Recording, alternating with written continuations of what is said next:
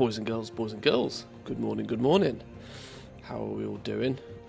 Let's pray to the pizza gods, to our own Jesus, for no technical issues this week. Let's pray. Let's hope it all goes well. How are you all doing? Good morning, good afternoon, good evening, wherever you may be. Alpha update waiting room. Well, my mission to acquire some alpha access has not been very fruitful just yet. Still work in progress, should we say. Work in progress. We'll get there. Right. Hopefully, I've got everything set up now. Hopefully, we're ready to rock and roll. It's Season 4 this week. Season 4 is upon us. Is here, almost.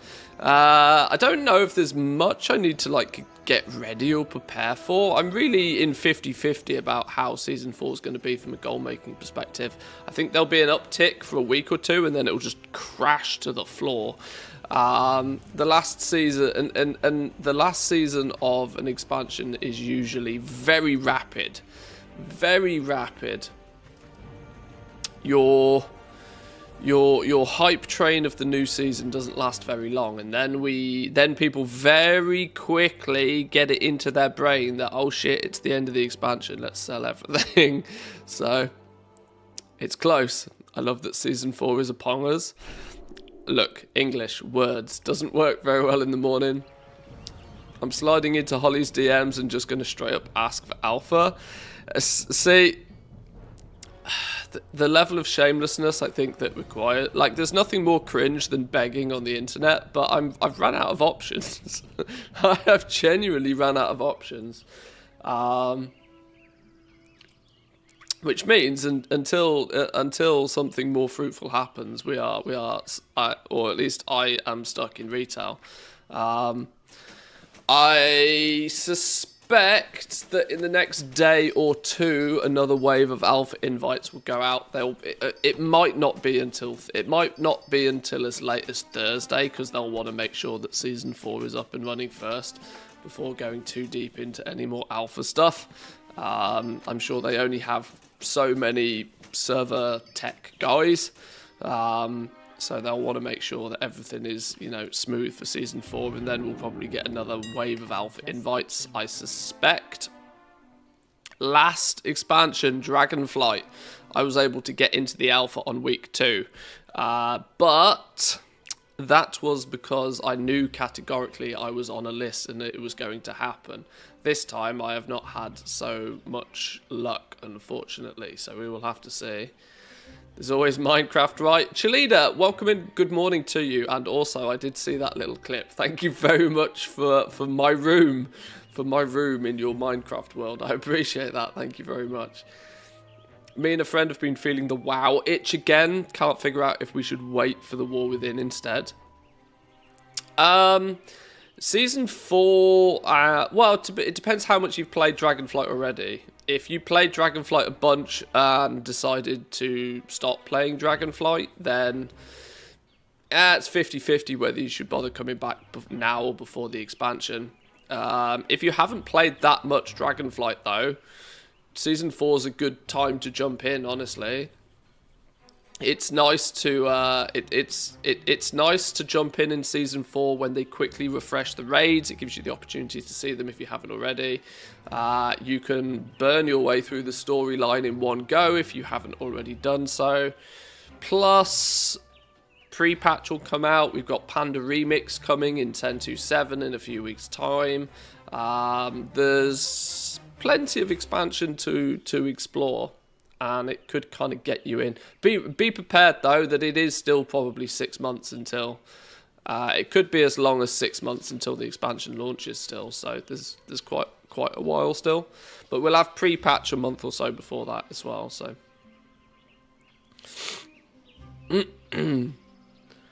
Wowhead has the new delve mount set up with all of the options, so you can build your airship on stream. Oh, it's possible to customize it on stream, is it? I can't. That's one of those kind of things. I don't have particularly very strict rules about spoilers. I go by the theory that, well, if you're going to watch somebody stream, PTR or beta or alpha footage, it is to be expected that there are spoilers. And if that is you, then maybe switching off that day is probably the right plan of action. But there are some little things like customizing your airship that I'd kind of rather just wait until it's a thing. I have really odd self rules for things like this.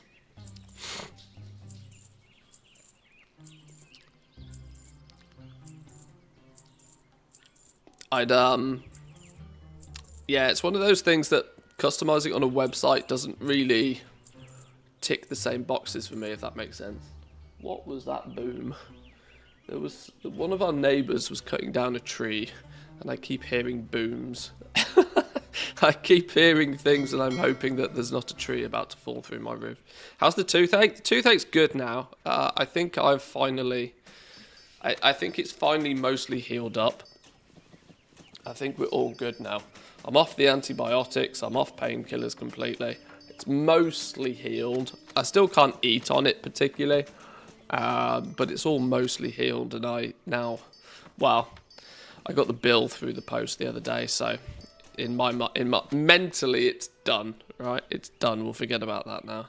Cutting down trees with dynamite. Well, no, I think it's, you know, they cut the tree. It's a really tall tree, so they're chopping it down in sections because it's also, you know, there's a few houses around here. So they're cutting it down in sections, and so every time a section falls, there's a boom as it hits the floor. Hopefully there'll be no mistakes.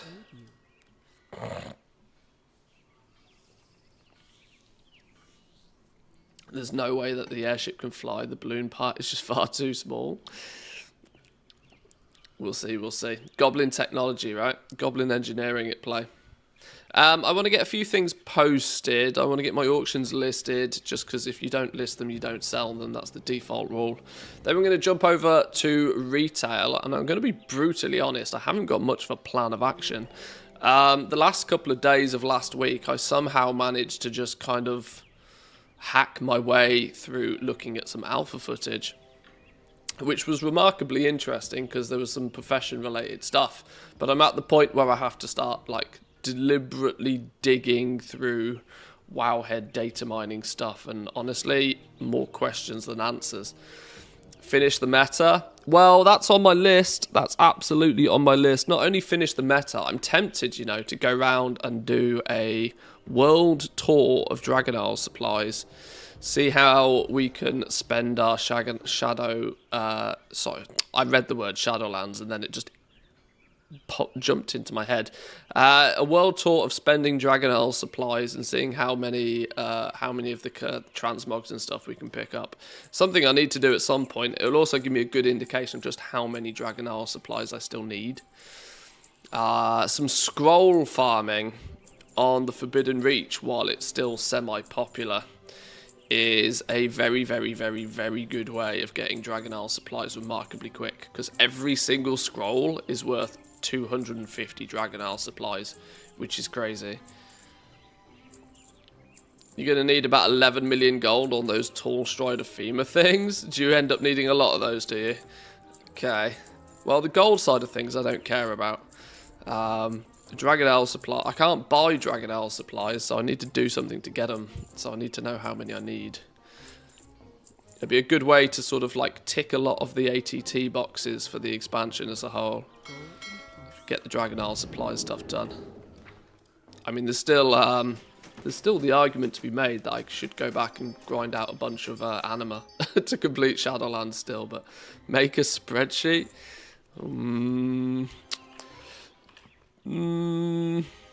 I've been thinking, you know, talking of spreadsheets, I have been considering what the plan of action is going into Dragonflight, because into the War Within, because of course my spreadsheet was incredibly popular in Shadowlands due to it being all the maths behind the Legos, which was very intriguing to a lot of people.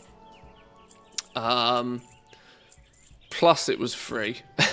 I would also point that out. It was obviously very popular because I gave it to everybody for free. My Dragonflight cheat sheet didn't really get off the ground as much as I would like it to, simply because Craft Sim came along and was significantly better of an option.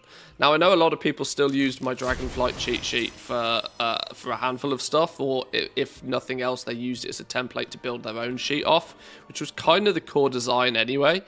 Yeah, I'm not really planning on doing that for The War Within, if I'm honest. I'm not entirely sure that it had enough use or enough value relative to the amount of time it took to put all of the recipes in there. I might do something very simplistic, very basic, that taps into the TSM API again for people with all the materials. That sort of thing, I reckon, would be handy for people.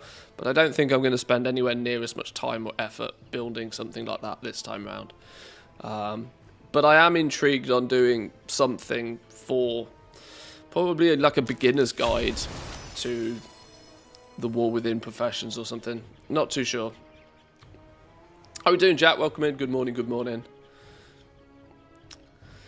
Alpha? No alphas yet. No alphas. There's always the good old Samadan post to have a look at. Yes, absolutely. Yes. We'll take a little bit of a look at that as well, because it's got some alpha information, plus I saw it is focusing on some season discovery stuff as well. Talking about inflation, which makes me believe there's probably a lot of people that have got it wrong. We will have to correct them. Right. Oh, Dreaming Antler Fragment I've just sold. Well met. People still buying those things? Apparently so. Probably because I'm still selling them. At a disgusting loss, but, you know... We'll see what happens. I don't know, you know. I'm so much in two minds if the season 4 is going to do anything for the price of materials. I'm pretty much convinced materials just are where they are right now. There's a couple of contenders that if you are going to pay any attention to, you should probably pay some attention to. And the reality is you should have done it by now. Wow, Elemental Lariats are 3 million gold now. Lord. The Shadow Flame Essences are an interesting one. I don't see the price on these moving too much, but at the same time, I also don't see them getting any cheaper. Your Awakened Order seems actually, by the looks of things, to have already gone up in price by about 20-25%. So the opportunity here is probably already gone. Historical price at 200 gold, they're now up to like 260. Yeah, the chance of snagging too many of those is probably already gone. Just anything that goes into like replacement gems and enchants and stuff, honestly, but most other stuff, I reckon, is just dirt cheap now. What are Glow Spores sat at? Glow Spores still sat at 12 gold. Surprising. Although they're the same scenario again, right? They've gone up like 20-30% by the looks of things. From a historical point of less than 10 gold to nearly 13 now. So if you're a big Dracothist crafter seller. I want to talk for a minute, and I want to brainstorm for a quick minute. What do we think is going to go region-wide, and what do we think is not going to go region-wide in The War Within regarding professions? Because clearly stuff is happening, but I have this horrible feeling they won't do everything. Mostly because there's a huge thing. If they make one thing go region-wide, there's often lots of other things that make sense for them to also go region-wide. So, say for example, we know concentration is coming to professions. If you're playing catch up on what concentration is, take a look at my most recent video on YouTube. We know concentration is coming. It's not implemented yet. But that said, makes a lot of sense to me for it to be a warbound resource rather than a per character resource. Now, if they like, okay, so this is where we need the brainstorm, right? Wow, we getting paint on the go this early? Paint this early? Are you mad? Right, so we have, we have, let's give me a, what? Oh, white. What? Give me a big brush. What? Let's draw us a nice big cloud. This is a cloud. It's not a sheep. It's a cloud.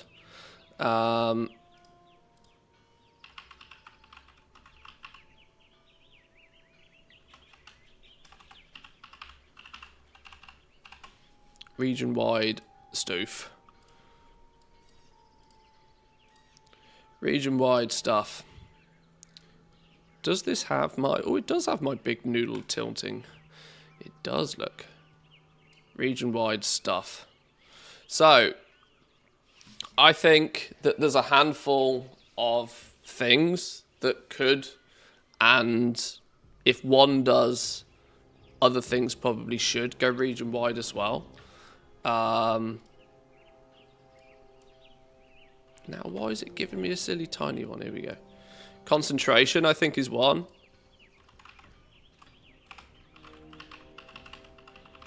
Concentration, I think, is something that could potentially go region-wide. And by region-wide, I'm also meaning, like, warband-wide. I guess there's probably...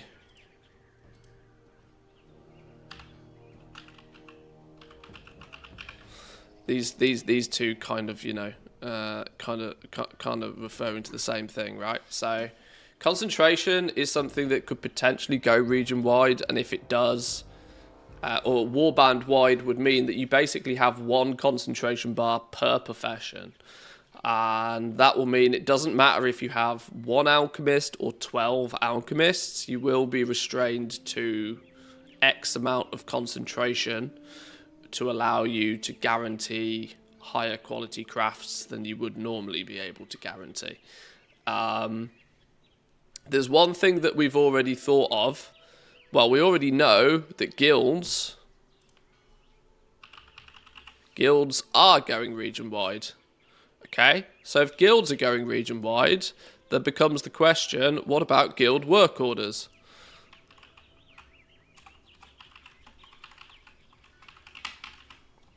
What the hell happens to guild work orders considering guilds are going region-wide? It seems likely that they're going to have to do something to make them region-wide. Are they going to have... There's going to have to be some region-wide aspect, or is it just going to be a weird situation that crafters in their own guild can't craft for other people? That doesn't seem to make much sense, right? That doesn't seem to make a lot of sense. If if you can group up and be considered a guild with people from any server, then surely you should also be able to craft for those individuals. E.g., meaning that some sort of work orders have to go region-wide, right? If they're going to make guild orders region-wide, are they going to do public/personal?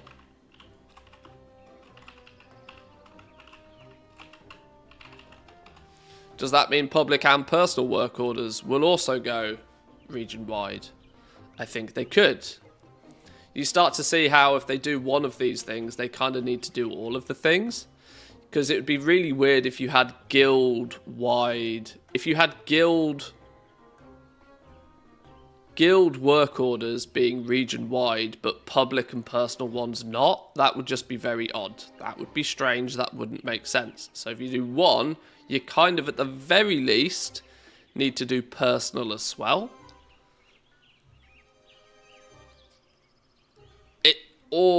And if you're going to do guild orders and you're going to do personal orders, you then might as well go the whole hog and do public orders as well, surely. Otherwise, it's just more confusing. In the art of trying to remove complexity and unnecessary confusion, you kind of got to do all of it, I think. Something else that has intrigued me is plans and patterns. Plans, patterns, recipes, whatever you want to call them, right? Plans, patterns, and recipes, are these, in theory, going to then be a warband-wide collectible item? It would start to make sense. You're able to transfer currencies between all of your characters a lot more freely and easily. You're going to have so many more transmog options. You've got a stored storage space. There's this work band... the warband style tag to items.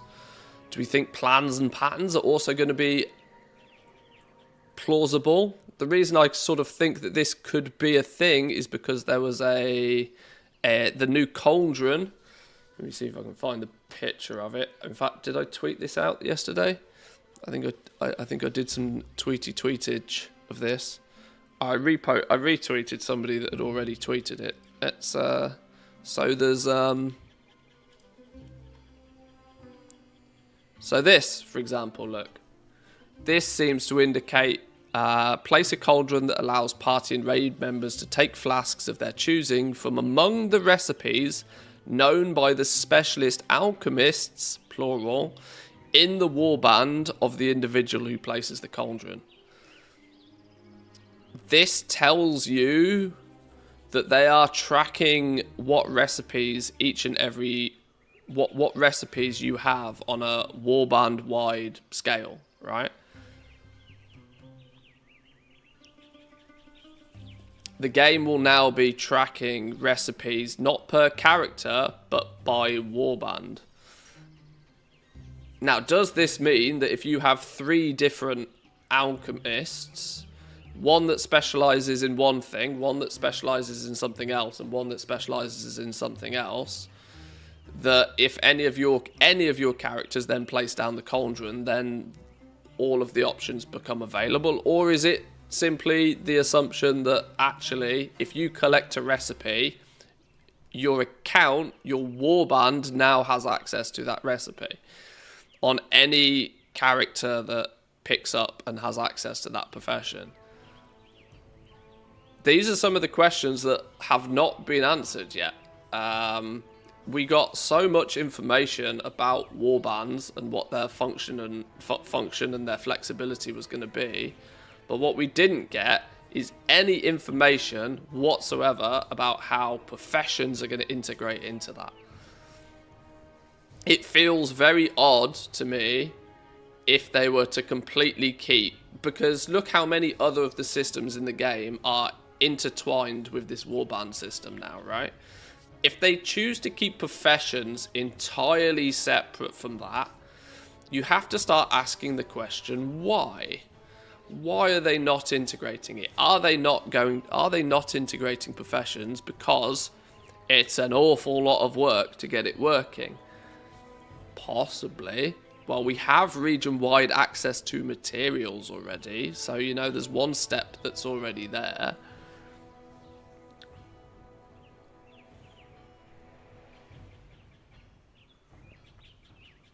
What specialization can have influence on the cauldron, and what could it be?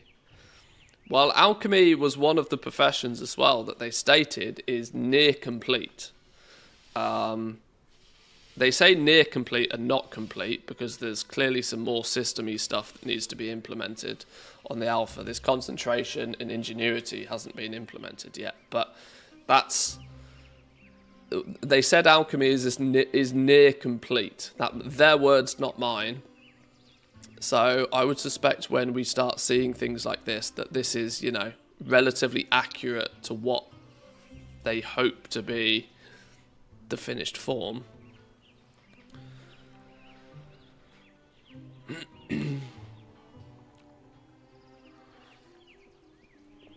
I would really like it to be that any recipe that you have learned for any profession just becomes a warband accessible recipe. You will still need a crafter with the relevant skill to make that item, but the recipe will be available to them already. So if you level up, if you get lucky on a good example of this for me, now this is a way old example, but a good example is the Vial of the Sands. I've had alchemy on one specific character forever because it's got the Vial of the Sands recipe on it. I have almost never wanted to change that character or to put alchemy on any other profession because my shaman in this case is my character that has the Vial of the Sands recipe. And the whole mindset, the whole concept of this warband system is that they're trying to take away that feeling of having to repeat everything multiple times on multiple different characters. It would feel so odd to me if professions were completely excluded from that.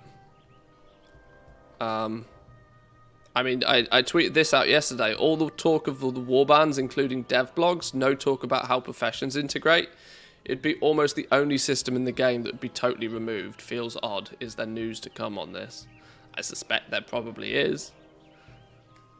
I mean, obviously, we're only week 1 into the alpha, so we've only had X amount of information, but we've been told a lot about warbands, and we've even had blue posts on the professions already, but we've not had in either of those any information about if there's any link between them. Sneak peeks of things like concentration, sneak peeks of things like NPC work orders even. Knowing that we're going to get NPC work orders, how are they going to work? Are they going to be... I think these should be personal. I think you should just get X amount of personal work orders per character per week that you can fill at your leisure. I hope these NPC work orders aren't public. There's a problem. There's one inherent problem with them, that if they make them personal, they... Announced in the latest Wowcast, Blizzard stated that the NPCs won't provide monetary payments as lucrative as crafting work orders for other players.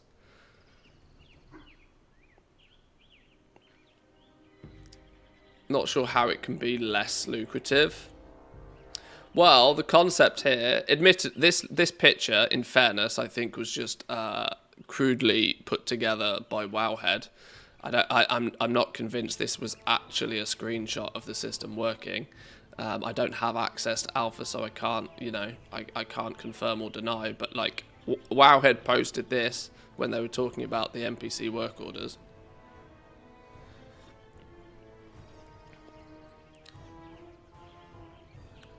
I think the whole work order is not needed. Just make all of the crafts not soulbound. I saw, to add on to this, a slight tangent all the same, I saw Zanzafall doing some testing of jewel crafting yesterday, I think. I was passively watching it on another screen. And he was playing around with jewel crafting and seemed to get just hard capped at 70 skill points. So there's obviously a lot of balance and stuff to do, but they could so easily have balanced the leveling of your professions to not require the completion of work orders. I still believe the only reason that one, so many things are soulbound, and B, one and B, you know what I mean? A, so many things are soulbound, and B, the fact that they kind of capped your profession skill at like 50 to 70 was because they absolutely 100% wanted everybody to use work orders as a way to, like, pump the system from its like, start. Now we've had it for an entire expansion. I don't think there's anywhere near the requirement to like pump it as hard. Make it way more optional, make it way more passive, make it way more as it was designed to be, a way to get something custom made.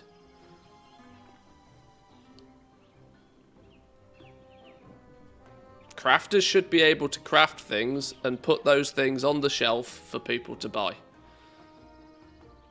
If somebody comes in and goes, I like this thing you've got on your shelf over here, but I'd prefer it with crit on it. Can you do me a custom one? And I can go, yep, absolutely, I can make you a custom one. Put in the order X, Y, and Z. Boom. Like, I always referred to the work order system as a custom order system, because that's what it is, and that's what it was designed for. That was the problem it was initially solving from Shadowlands.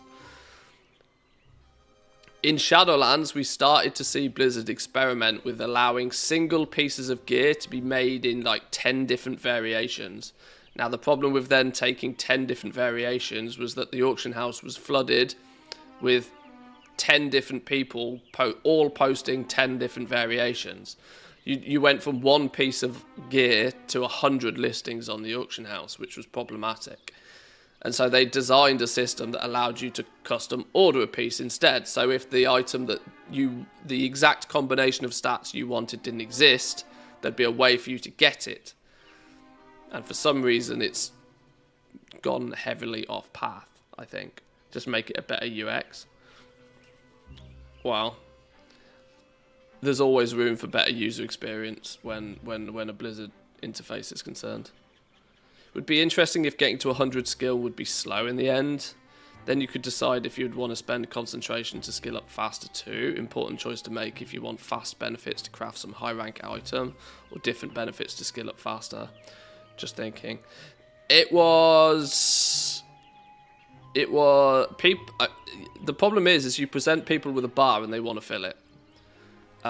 This was the big problem with the way that they the way that they paced the leveling of your professions. The problem is if you give people a bar, people want to fill the bar. Not to mention that there was some inherent benefit to filling the bar. It didn't matter all the time, but it mattered a lot of the time. So even if you could get to 70 skill points in most professions, you kind of wanted to get to 100, because that extra 30 skill was just as powerful as an illustrious insight. So if you were at 70, you could still use illustrious insight to gain plus 30 skill to do the equivalent of being at 100 skill. But just getting that skill was still preferential, especially on the top tier crafts where you were still pushing them as high as you possibly could. It wasn't necessary all the time to actually have 100 skill, but it was definitely a nice to have, and because there's a bar, people will fill it. But I'm kind of going off track a little bit here. More referring to how's the work order system going to integrate to this warbands with everything going region wide as well? Reputations, we know that reputations are account wide. We know that reputations are a thing. We know reputations are account wide, so by proxy then, does that then mean that plans and patterns and recipes you get from those reputations must also then be available to all those characters at least instantly, giving the accessibility to the recipe as a region-wide thing, even if the recipe itself isn't tracked region-wide. There's got to be some integrations with professions. They can't just have professions completely separated from all this warband features, because it would just make a lot of things feel broken. Why can I make a guild of people across the entire region, but then why can't I make, I'm a blacksmith who's specialized in armor. Why can I not make our guild tank a piece of armor when he needs it? I can't make it for him because he's on another server. He's going to need to go find somebody outside of the guild on his local server to make him his piece, even though I have the ability to do it. That's really dumb. Really, really dumb.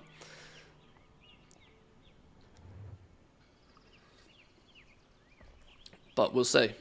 We'll see. There's lots of the interesting thing about the alpha, first week of alpha, and I actually have more questions than answers, honestly. Spamming trade chat all day was the thing I did not get into. Yeah. Did they confirm you'll use the same knowledge point system in the War Within? Same but different. Knowledge points as a system is, yes, being copy-pasted, but you will not use the same knowledge points. There'll be the War Within knowledge points to obtain, not Dragonflight knowledge points. Same system, different currency.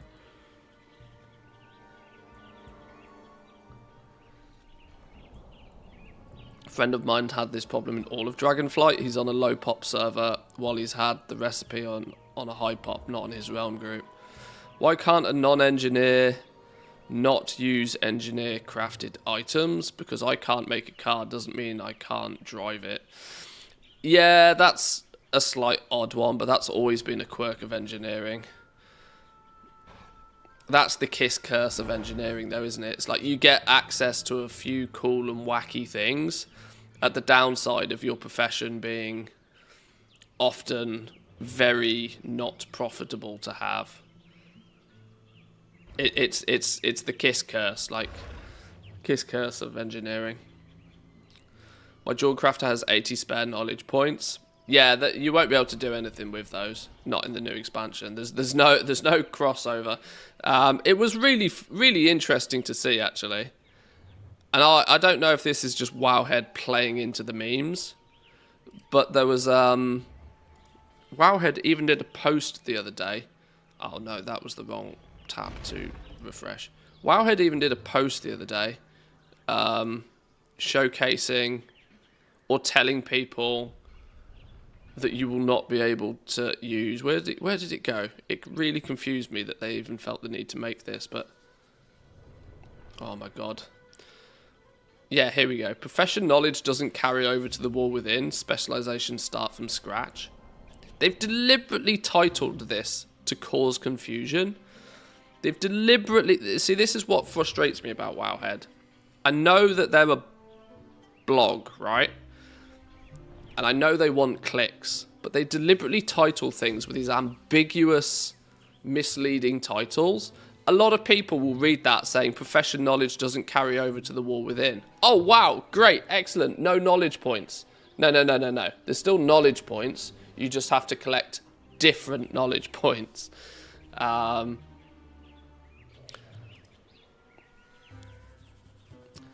The start of a new expansion is always an exciting time between leveling characters, discovering new locations and stories, and learning new professions. Those who have an excess amount of profession knowledge won't get to carry it forward in the War Within, though players will be starting from scratch with their specializations. Several new spells named Studying have been discovered, specifying Kaz Algar knowledge, meaning Dragon Isles knowledge will not be accessible. No shit, Sherlock. When has this ever been the case previously? I can't believe they felt the need to make an article about this. The likelihood is that these will be one of your early one-time knowledge things. Increase your Kazalgar alchemy knowledge by 5. Herbalism by 5. You know, these will be one of the... Maybe this will be like your master crafter that will be located somewhere, and they'll sell you a book for a one-time 5 knowledge boost. Third expansion in a row, I'm glad to have jewel crafting on my main. Jewel crafting's always a profitable profession. It always has been. Always has been. It's my #1 favourite profession.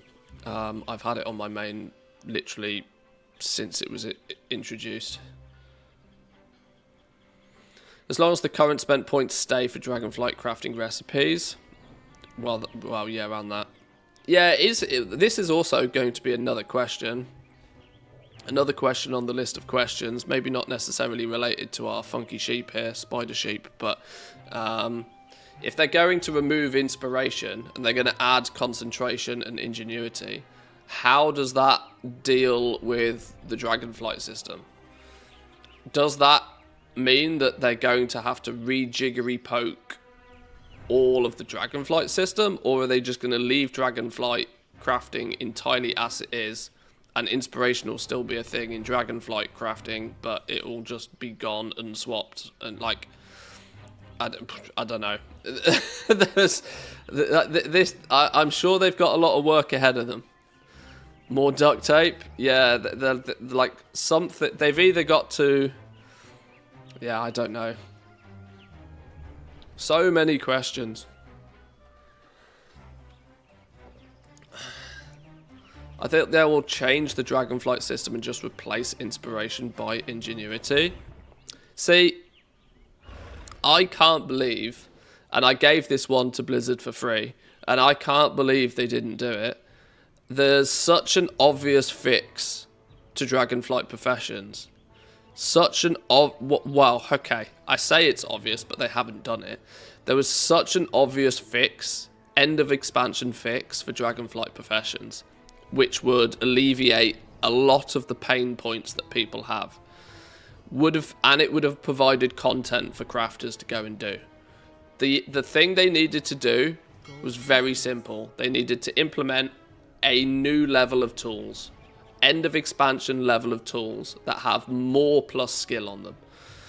So where you have 22 skill points on a full set of like tier 2 tools, where you have a 22 skill, you could have had a third set, an epic set of tools, just let's say, an epic set of tools that had like 30, 35 skill total on them, which would mean that would be enough skill to push all of those recipes that are just short of maxing top quality across the finish line, and mean that by the end of the expansion, when it arguably doesn't matter anymore, by the end of the expansion, everybody technically has the ability to max craft everything from Dragonflight now.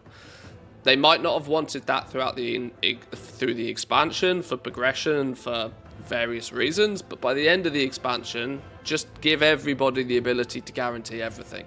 We can safely say that the system for Dragonflight was a bit broken through its entirety. Really good initial implementation. Got to give them credit where credit's due. To completely pull the Dragonflight crafting system out their ass in one go was fair play. To completely redesign how crafting works from the ground up was you know, probably no mean feat.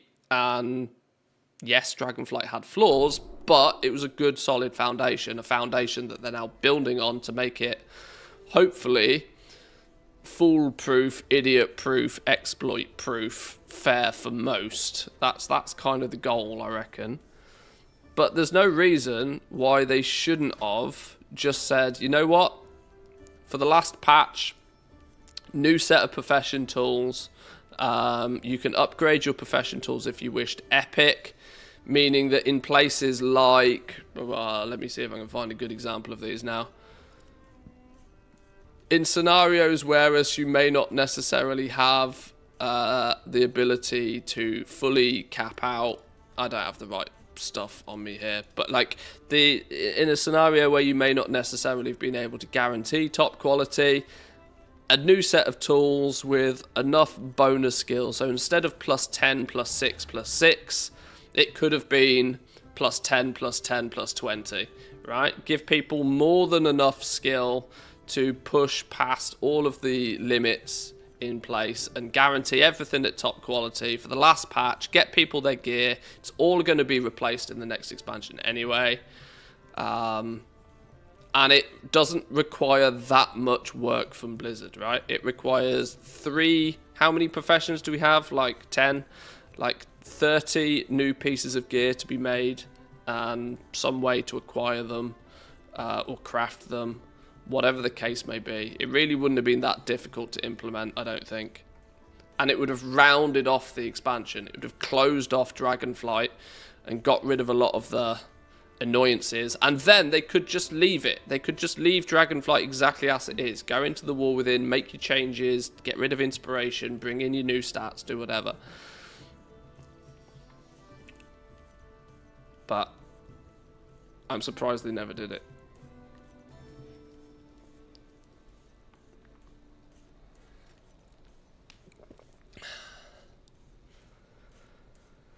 They overdid crafting. All the elements that come with crafting is just too much. I bet a new player would be like, what is this? Or is it just me?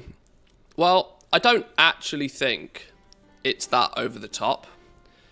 It's it's really not that over the top. If you go and look at any other game, any other MMO, World of Warcraft's previous crafting system was the most rudimentary, basic crafting system you'll have ever seen in any game ever. Things like resourcefulness, like these stats and stuff, they're not new to MMO games. They're not.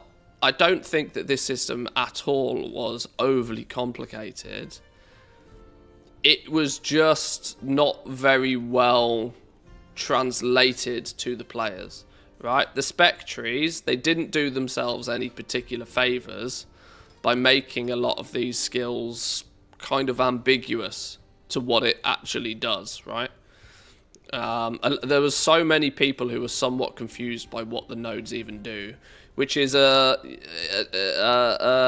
know, it's a storytelling situation again, isn't it? I say this about Blizzard a lot. They can write a good story, but they can't tell it.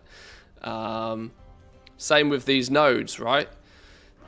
The tool tips for the nodes should be in simple, straightforward, plain English. No fluff, no jargon, no nothing, right? It's a tool tip. It's meant to tell you what it's doing. And they failed on that quite a lot. You can have you can have your you can have some fluff text here to like set the scene per se, but when you hover over a node and you get your tooltips for it, your tooltips should just be dumb level straightforward, right?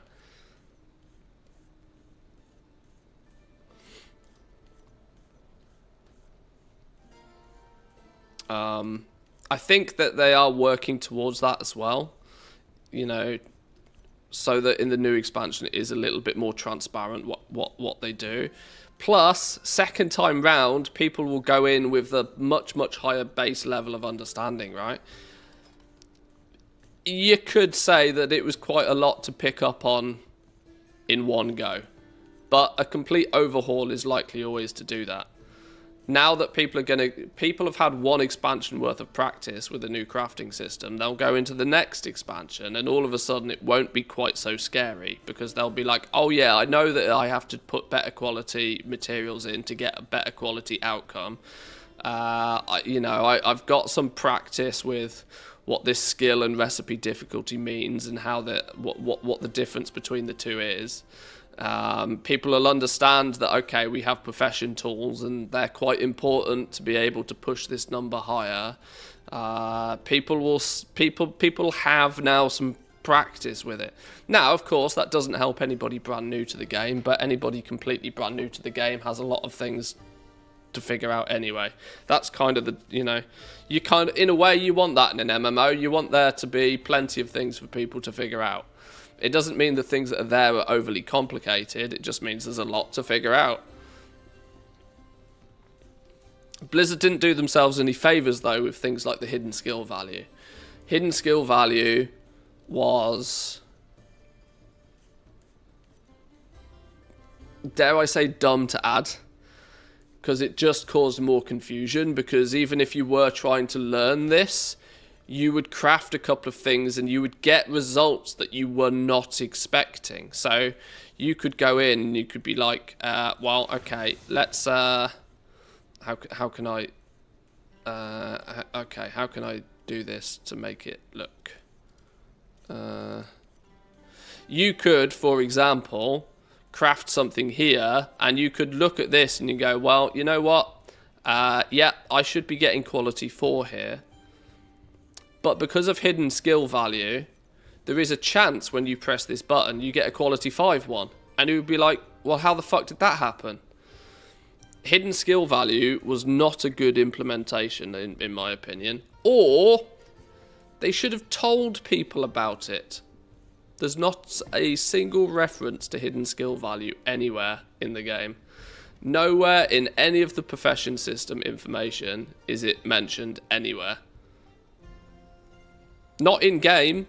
Not in game. There was one article, maybe, possibly, that said that they wanted to add a feel of not a feel of randomness. They'd have never have used the word randomness, but they wanted to make it feel like there was some variancy to your crafting capabilities. Not every you are not a machine. You don't produce a perfect the exact same thing every time. But there's nothing in game to indicate that it exists. You can't have hidden stats and then expect people to understand how the system works, because it took let me just clarify, to even figure out what hidden skill value, to figure out that it existed and to figure out exactly how it worked, took the combined effort of a lot of very clever people, right, to figure out how this system in the game worked. Regular Joe would have had no chance of figuring it out. Over months as well. Yeah, it took people the entirety of the alpha and the beta to figure out that it even existed or how it worked. And I still know that even into the launch of Dragonflight, we were still trying to put all the pieces together and were testing what the hell was the crack with it. I was watching it all happen live. Like, I'm fortunate, obviously, that there's a bunch of these clever people were in the Discord, and we're using the Discord as a place to, you know, talk about it and test things and share results and stuff. It was crazy, though, that it took the combined brains of a handful of very smart people to figure out how the system worked. I've got all the professions maxed out. I find weird and frustrating is some of the professions with gold quality items can guarantee max item level, like inscription on staves, for example, but leatherworking, jewel crafting, blacksmithing, it has to proc despite having gold quality mats. The balance, the balance of that wasn't great. This was the thing, right? This was the thing, that there's if you learn one thing with one profession, you kind of expect the same thing to work the same way with the others, but it was almost like different developers balanced the different professions, and so they had different ideas of what should be guaranteeable, what shouldn't. On the Discord, somebody confirmed there's no hidden skill value in the new expansion. Well, it's difficult to say confirmed, but early testing does indicate that it might not be a thing. So hopefully they've decided to get rid of it. Meaning that, you know, what you see on your screen is what you get. I think that is a much better way to do it, right? If you look at this and you put your materials together and you'll be like, okay, I now have a combined 399 skill. It's still not very easy, by the way, in game. If Blizzard wants some feedback on this, it's still not very easy in game to see what is contributing to this number. There is the brackets. You've got 100 plus 299, but it would be nice if there's at least the option for a bit more of a breakdown to where that skill is coming from. 100 from here, 22 from here, however many from your spec trees, maybe breaking them down even more so. How much of this skill is coming by using better quality materials? Blizzard shouldn't be scared to give people information like that. Some people will use it, some people will ignore it, but the people that want to go looking for it should be able to find it. You shouldn't have to go, okay, well, I've got 399 skill now. What happens if I use quality 3 of these? Oh, well, boom, all of a sudden, that gave me an extra 52 skill points. Well, there was nothing in the game to tell me that I was going to get 52 skill points by doing that. Good luck, good thing I tested, you know.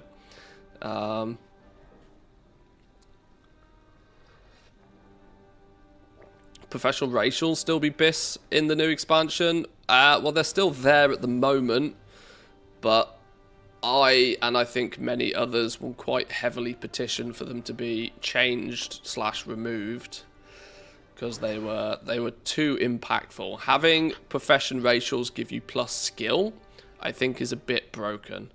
They should maybe give you, you know, 1 or 2% resourcefulness or something, or, you know, get some slightly less impactful bonuses. Flat skill was often the difference between able to guarantee something or not guarantee something, or push something into hidden skill value ranges, so you would get 60% quality 3 instead of the 30% like the interface showed you and stuff. It was a bit weird. Renown 12 for profession books I've seen in a screenshot. Okay, well that sort of indicates then that reputations are still going to hold profession knowledge points as well. Crafting speed is pretty fair. In a way, yeah, if it ends, you know, it means that there's sort of priority to, like, maybe put something that you craft a bunch of stuff on. You know, if you're an alchemist, for example, you can take advantage of crafting speed, where maybe blacksmithing is not going to take quite as much of advantage from crafting speed. But yeah, something like that would be, plus crafting speed as a racial would be better. I don't think the racial should also particularly specify any single profession. You know, if you have them be generic, you know, have it that, you know, maybe I don't know, a Tauren's got bigger muscles, so he can you know, craft things a bit faster or something. I don't know, but something less impactful than just flat out bonus skill to a profession.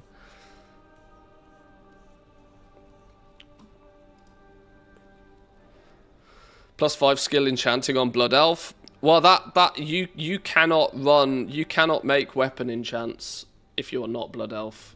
I mean, you can, but they're not going to be profitable. The only way to make profitable weapon enchants is to be a Blood Elf. That skill, that +5 skill difference is the difference of about 20% in terms of the ratio of quality 3 to quality 2. Yeah, Blood Elves have been pretty much a must-have. Excluding, of course, the multiple instances of enchanting exploits this expansion, which also could do with not being a thing.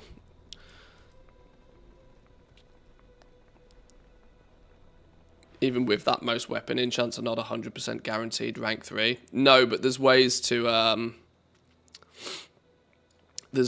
push the ratio much further than you expect. You could, with being a Blood Elf, you can push. A Blood Elf can push their skill into the hidden skill value range, whereas a non-Blood Elf can't. So a non-Blood Elf is going to get roughly 60% Q2s and 40%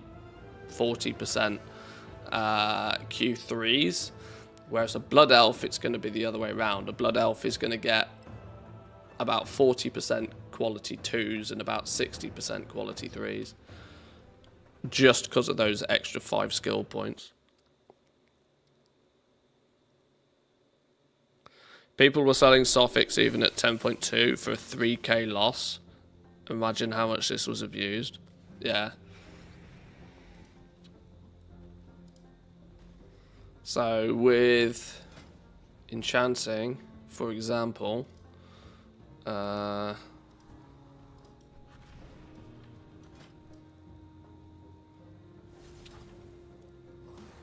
so enchanting, weapon enchants. You would, what would you do? Have I got everything set up somewhat right? I don't have half the materials, and so my numbers aren't going to look right. But the reality is you'd get much, much, much closer to the finish line. Yeah, I haven't got half the flipping materials, and so the numbers are wrong. But this is another thing that's problematic that I guess we can go into simulate. I don't want to do it by using an add-on.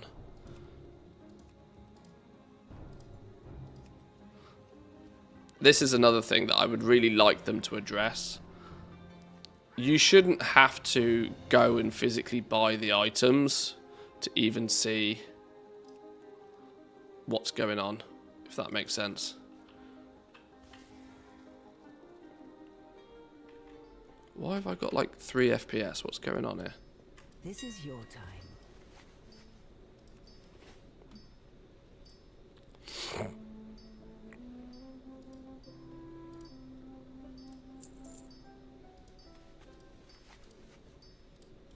This is when you leave.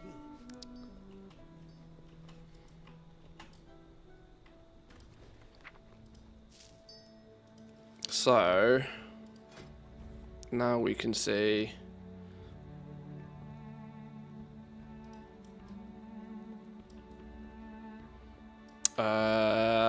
what's the what am I missing here? Why is my brain not doing brain things?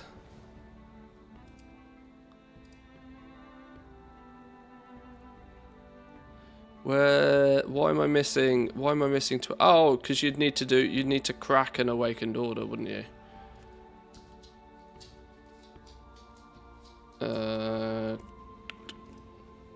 You'd need to break down one of these, which would give you the buff. That then gives you the buff. Then you go back in. Okay, my numbers are still broken because I haven't quite got all the materials. But by now that you've got the buff, as you can see, you're now within the hidden skill value. If you were on only a 402 skill, you'd be outside. You'd be outside 402 skill by not having the bonus 5 by being a blood elf would mean you'd actually be outside the hidden skill value range. Now that you can be within the hidden skill value range, you are actually more often than not, if I was to like craft 10 of these now, for example, I'd probably get 5 if not 6 quality 3s.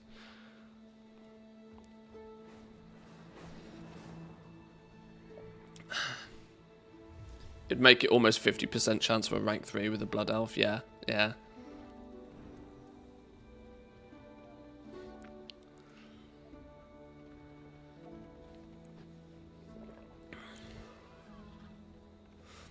So, if we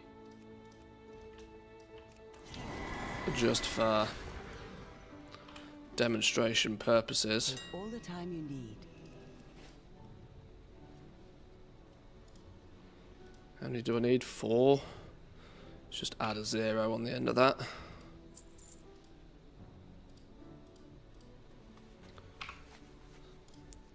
Ten is not exactly mathematically scientific, but it's good enough.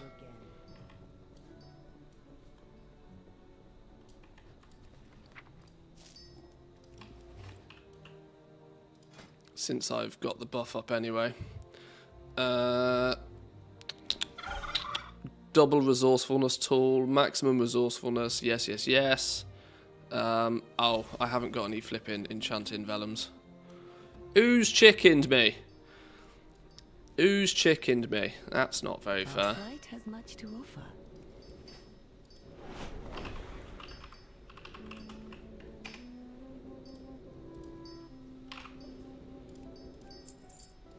Actually, I've just thought about the fact that we might need more of those. You have a bright future. Sagacious incense. The 2% inspiration doesn't really make all that much difference here, but yeah. What are you? I knew you would like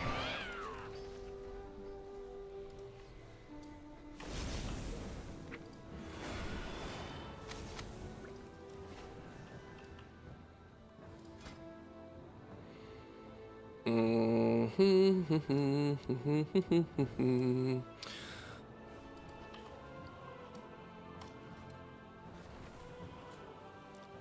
%, inspiration, whack them on there. So now if we make 10 of these, enchant all, change tool. No, my tool's right. I got maximum resourcefulness tool.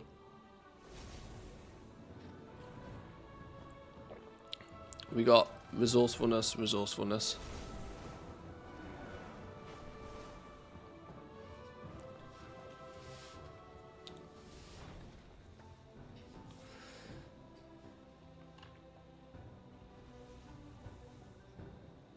I'm not sure this is an inspiration tool. I will double check to...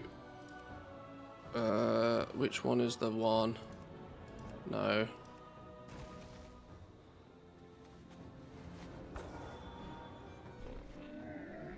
Resourcefulness minus 17%. Inspiration. Where's the...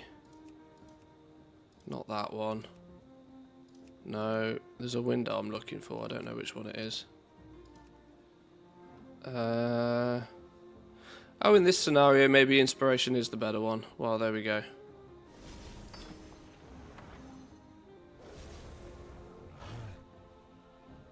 Is that really the case, even though it's using remarkably expensive materials? Fair enough. Often that's not the case. I get it. For reference, for people who are quizzing why that's a thing, it's a thing, but like the value of your materials matters, right? If you've got one super duper mega expensive material, let's say a dreaming antler fragment or a obsidian cobra skin scale or something along those lines, right? If you've got one material that's really, really valuable, sometimes it's better to use resourcefulness than inspiration, because saving one of those materials actually saves you so much gold that it practically makes that whole item almost free. The fact that these are, I guess, more equally balanced in terms of price, you just want to ignore the resourcefulness procs and go full inspiration to squeeze out maximum. There's quite a lot of maths that goes behind this. All the more reason why a lot of people don't necessarily always craft things at a profitable point, right? But now we've got the buff. Now we're within hidden skill value range. Outside of just getting unlucky, there's a good chance now that crafting these will give us like 5 of each. Three, wow, that's like literally one of the best results you could possibly get. Saving 3 of the Awakened Order, but you can see, even though that the interface seems to tell us we should only guarantee quality 2, we're still behind. We're in hidden skill value range, meaning that so far we're actually doing pretty well for ourselves. I think we're actually going to be above average on this pull. We've already got 5 Q3s, so... And with the right selection of resourcefulness procs, you might even be able to craft another 1 or 2 items as well. So of 10 crafts there, we actually got an equal 5 of both, which is pretty wild, right? Because you would never expect that to be the case with what you've got here. You would expect that 38% of the time it would proc into Q3.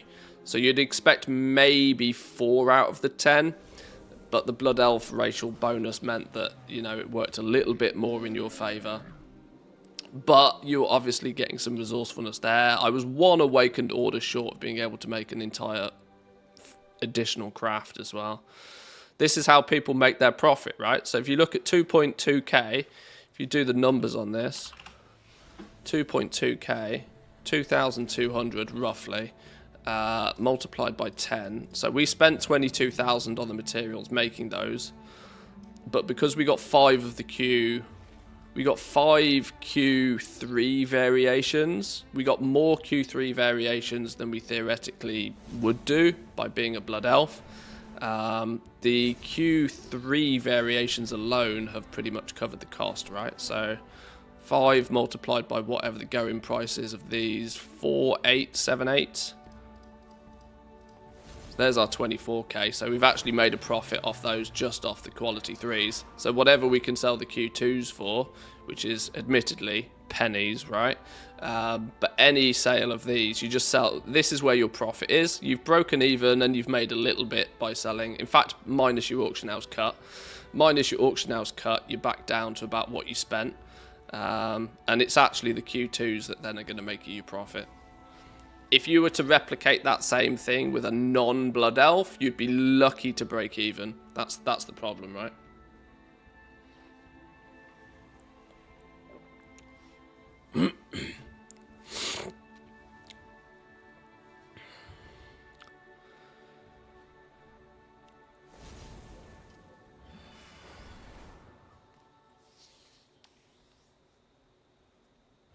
I always keep that craft sim profit window open to easy check the value of stats, especially if it fits nicely into that space in a big crafting window. Yeah, it's odd how craft sim is practically mandatory these days. Like you could do the maths in your head per se, and you could do it on the fly. But the reality is, little things like that, where I made the mistake there of almost using the resourcefulness tool instead of the inspiration tool, and that was based upon past knowledge of other crafting stuff. But in this one very specific situation, it's mathematically better to use inspiration. And the problem is on a system like this, you are going to be you're always competing against other people who are very good at maths. So with Blood Elf, you'll make 500 out of 1,000. Without it, you'll make 38-ish out of 1,000. The math is crystal clear on that. It's a loss without, no matter what you do. I suppose you're probably right, yeah. And if you're not using that buff as well, look, now that buff's gone away. Without the buff, you just physically can't you can't turn a profit. So you have to sacrifice the cost of one awaking order. You have to spend 250 gold. How much was the incense thing? 100 and something gold. You're looking at like 300, 400, 500 gold just to set yourself up to be able to craft a bunch of them. So that obviously has to be accounted for when you're only potentially making like a couple of 100 gold profit on each one. It's crazy, right? It's literally madness. How optimized you have to be to squeeze any profit out at all. And this all ignores the fact that you could then go to the auction house to post them, and out of nowhere the auction house price is dipped by 500 gold per item, and all of a sudden you're posting at a loss. And it's like, oh shit.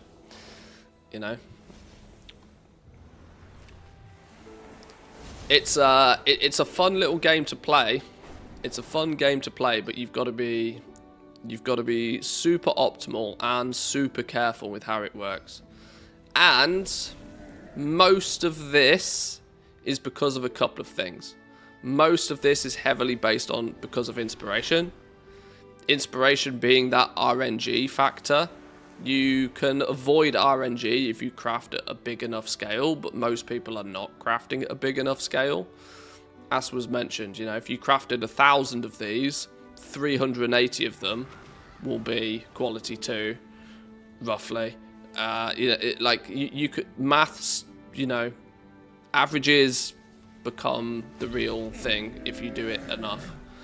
But if you're just doing it small time, you're going to find it very difficult to turn any sorts of profits when you've got this sort of randomness at play.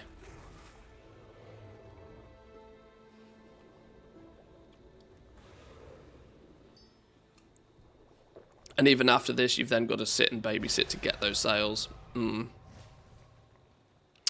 You've also got to compete against other people who are making small amounts of them with their illustrious insight as well. Admittedly, on enchanting, that's not as big of a thing because your illustrious insight is quite expensive. 50 per. So you probably, you can, for free, you get 150 a week, isn't it? So that's like 3 enchants. But if you were to if you were to get 3 of those, you are always competing against the very, very of casuals. No, this is dual. Oh, my god, my brain went straight to dual crafting then. It's this one, isn't it? It's been a while since I've done all of this.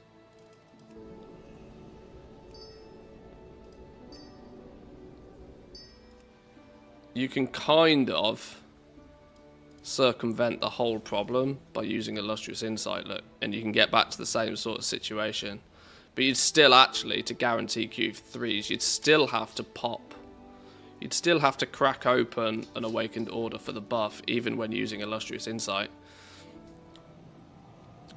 Sheesh.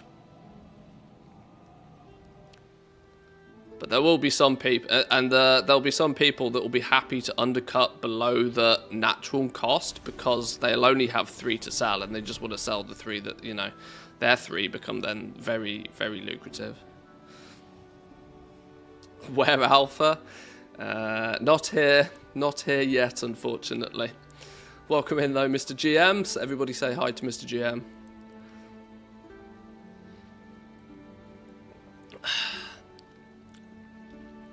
Good way to dump the 20k metal I still have in my bank. Yeah, I've got 5k on this character. Like there's almost the theory that I should just make, what would that be? Like divide that by 50. What's that, like 100? 100. I could make 100 Sophic devotions at a margin of a big number. Where's this? What does the number actually work out to be if we are cheesing it this way? We would then have a crafting cost of 2181, guaranteeing Q3s. I would have enough Illustrious Insight for like 100 of them. So 100 times 2.5k profit. What's that? 250,000 gold? 250,000 gold I kind of just have sat in Artisan's Metal right now that I'm not using. I'll probably use that next week or on Wednesday maybe.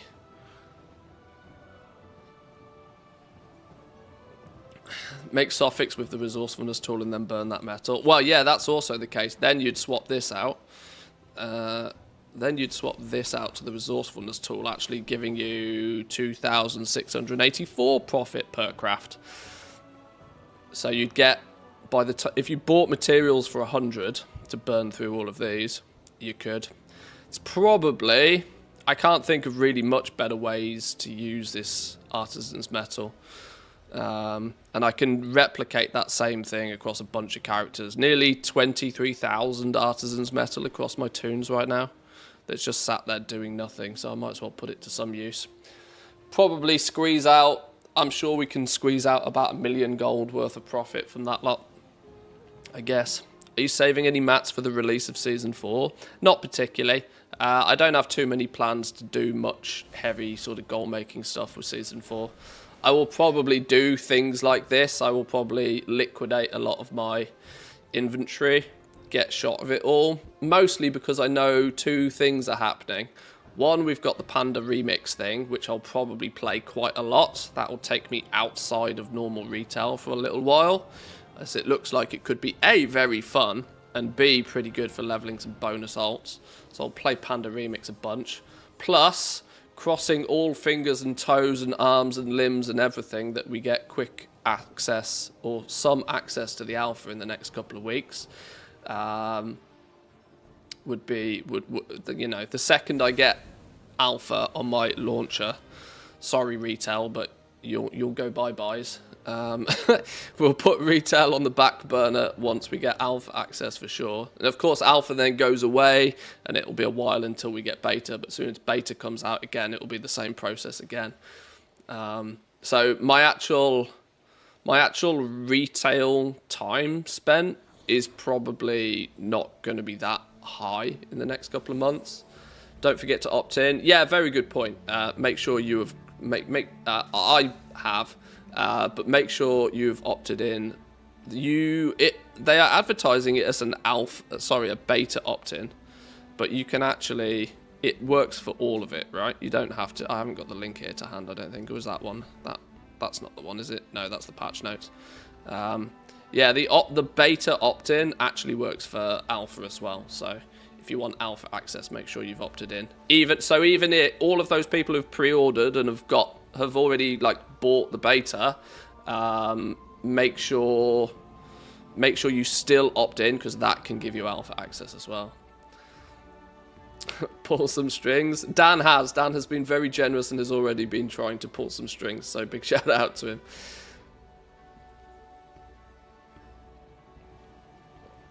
He's sat on the same couch as Holly.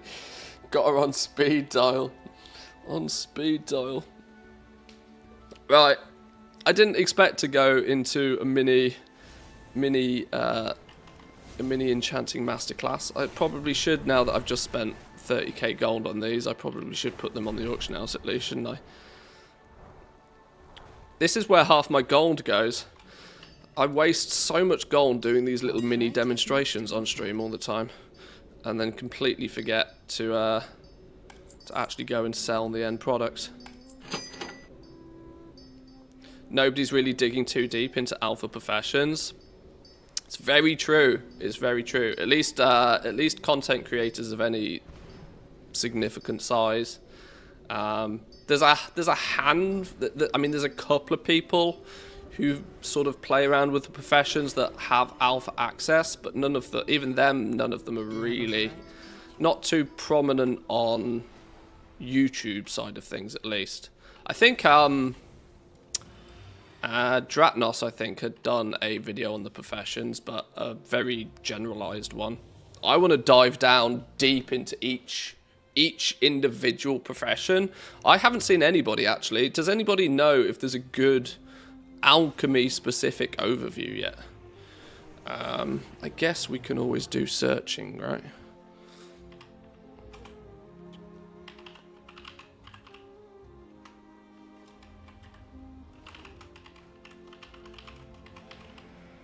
Considering alchemy is the one that they claim is like nearly complete.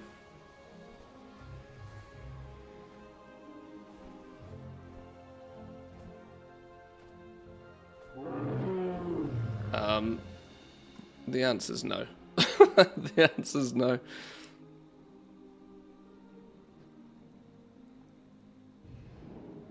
I can't find a single video relating to the professions.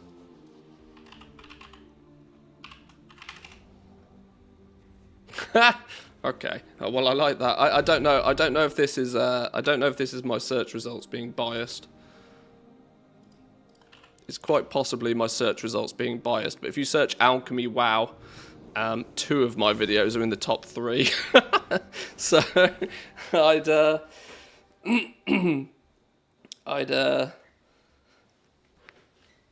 I'd hope that even if Blizzard had replicated, I'm quite sure my search results are biased because it's my own channel and videos, but if you need anything for videos, send me a message. I appreciate that, thank you. Yeah, Zanzaful's been looking into it a little bit on stream. People holding off until the next build, I assume. I'm not sure. You know, I get it, right? Most content creators, their focus is going to be on the bigger ticket stuff, you know. Let's make a video on delves because, you know, it's the new thing that everybody's kind of interested in. We're a handful of, you know, professions is a professions, collections, that sort of stuff. It's a lot more niche by default, so I don't need to be on this toon anymore. I need to be back on my main. I got the same. Those 2 of your videos are listed on that search. Oh, well, there we go. SEO'd the shit out of that one. Clearly. I've just realised my alchemy video's got 80,000 views on it. Holy shit. That's not big numbers as far as YouTube is concerned, but for a profession video, that's pretty good going.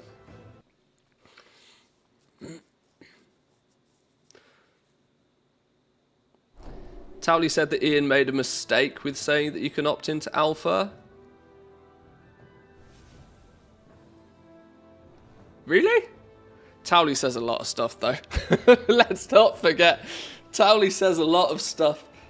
A lot of it is stuff he should say. A lot of it is stuff he shouldn't say.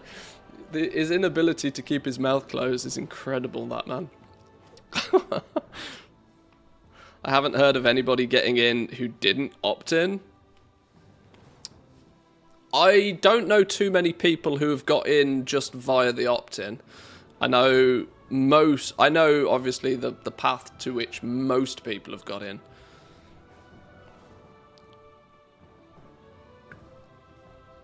But there have been a handful of people who have got in via the opt-in all the same, yeah. So it does work. Maybe Blizzard didn't particularly want to advertise the fact that it works, but it does work. Right. I need to do some Firestorm in Thaldraszus, maybe, possibly. 23 minutes. We'll keep our fingers crossed for that. We need... What do we need? I need to do the daycare business, and then we need to go over to the Forbidden Reach to do a few things. Let's get me whelps tendered for.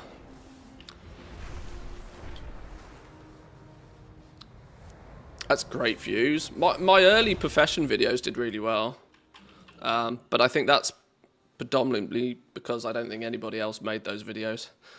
I've absolutely destroyed YouTube's SEO for anything profession-wise. Where's my playlist on my home channel?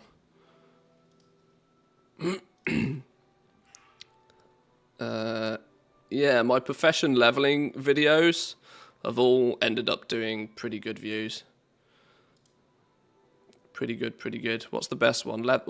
I use this to kind of gauge which professions are most interesting to people. 70k views on enchanting. 88k on leatherworking. Alchemy 80 plus k. Yes. Nobody cares about tailoring apparently. Or maybe it was really easy. Absolutely nobody cares about inscription leveling.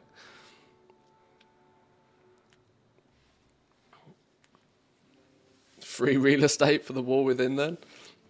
Honestly, do it. Absolutely go for it.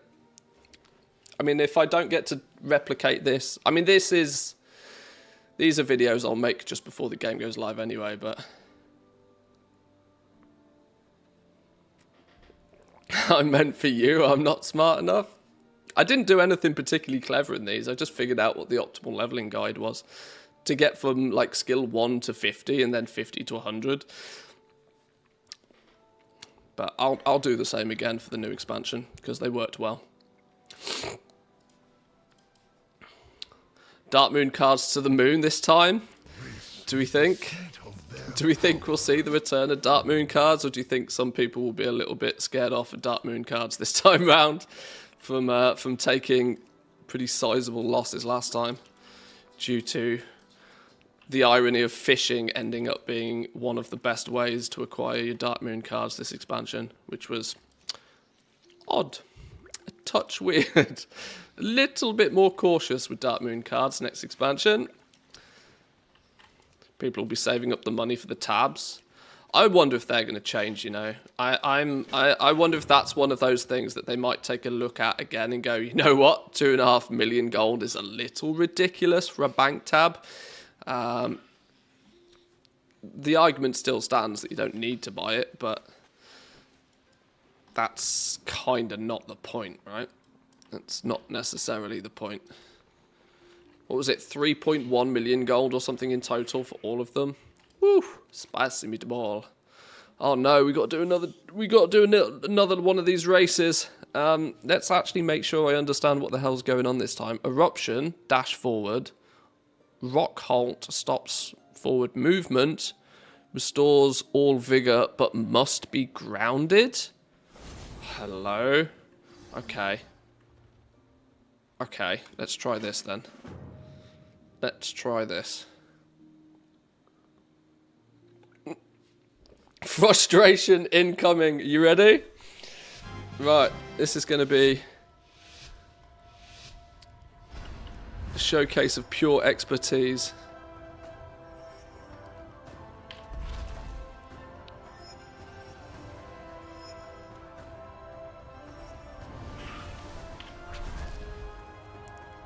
Oh, well, we scuffed that, haven't we? Okay. I don't understand the point of this one. Restores all your vigor but must be grounded. This is just 1-1. You're not going to press any button but 1 here. Why would you ever press anything but 1? Have I missed a trick here? Right, that run didn't count. That was a practice run. Everybody shut up. I'd be surprised if the prices of the tabs do not increase. What, you think they're going to go even more expensive? I'd be shocked if they went more expensive. I wouldn't mind them being cheaper and more of, honestly. Like, I sort of worry about how it might end up if they ever want to give us more than 5 tabs. They could make some achievements, though. That would be... Oh my god. I think if they made a couple of tabs achievement worthy, it would work. But what level of achievement would you have to top spending 2.5 million gold on something? 2.5 million gold at current NA token price is like $200 or something. Actually mental. Oh, this is where I've ran out of vigor. Or, well, not anymore apparently.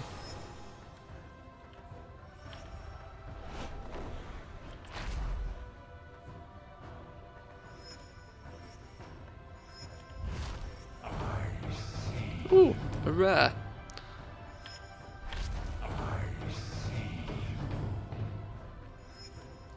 Go on, little Drake. Boom. Silver? Really? Okay. Take it. Chalk that up as a win.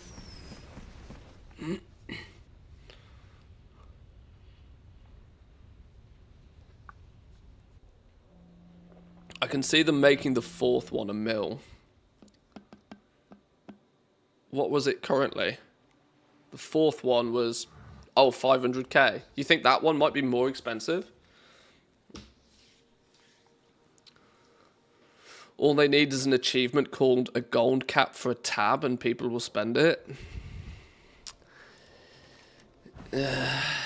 You're not wrong. This is the problem. The problem is you're not wrong. I do think sometimes that like the hardcore collectors kind of shoot themselves in the foot. Because if people weren't so 100% adamant on trying to have everything in an MMO, Blizzard wouldn't necessarily make things so silly. I think. I hope. Maybe that's hopium. Maybe that's huffing pretty hard. I'm not sure.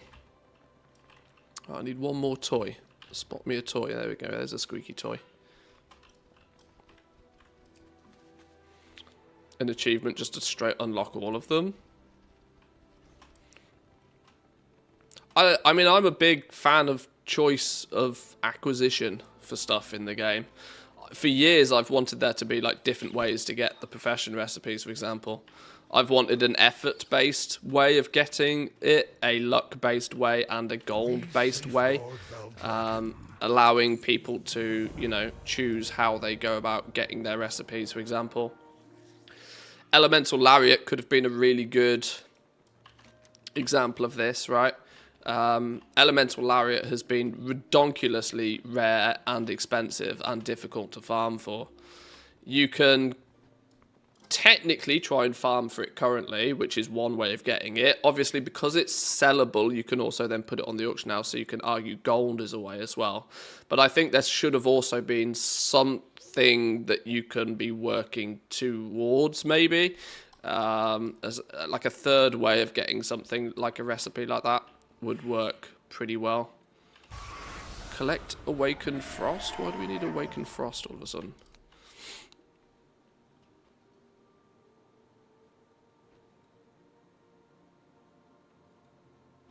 Okay, we need Awaken Frost.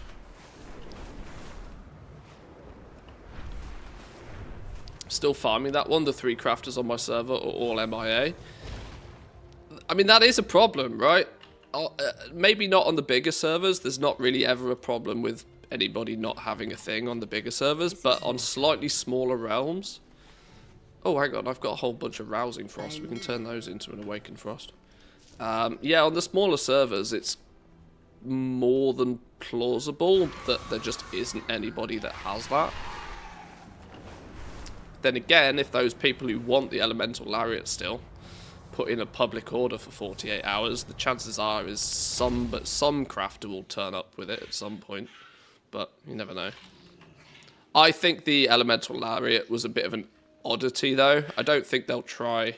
I don't think they'll try that again. Having one best in slot item be so incredibly rare, it kind of didn't make sense with the way that the professions, you know, were implemented as well. They wanted it to be that, you know, if you specialized via your professions, you would be the specialist at making the thing. There didn't need to be a stupidly difficult or expensive recipe at the same time. It should have, in theory, been enough that you were just a specialist at making necklaces.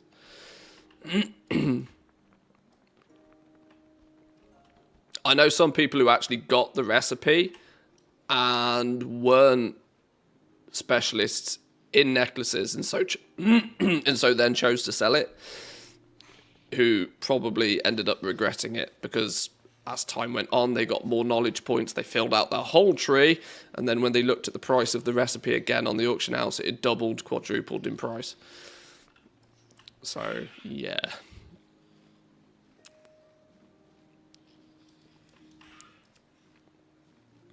I bought it for 2.5 mil at the end of Season 2, and it was a good invest, already got the gold back and making tons of it.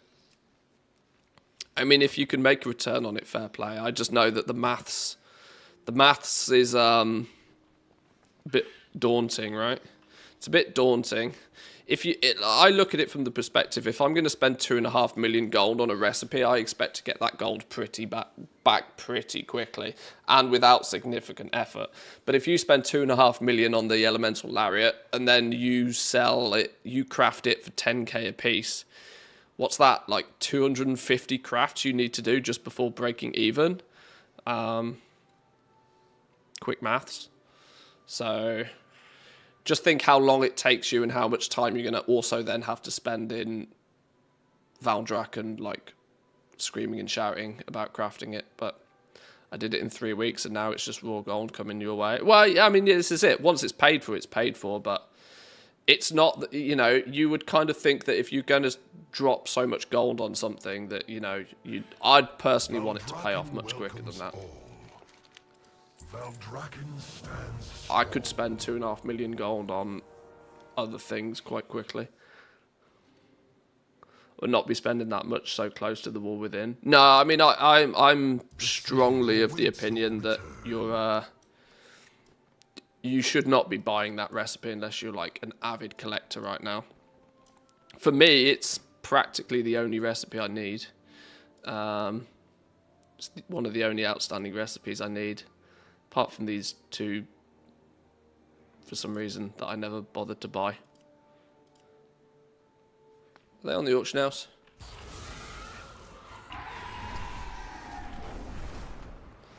If you get it for a couple of hundred. Oh, I mean, yeah, I still kind of kick myself for not buying it in Season 1 when it was about 300k. Because it's now practically 10x the price. Jewel crafting, usable uncollected, square holders. Fuck it, I'll have that. Rhinestone sunglasses. Oh, is that the old school one? Do I not have that? Do I not have that still? Interesting. Screw it. Leatherworking.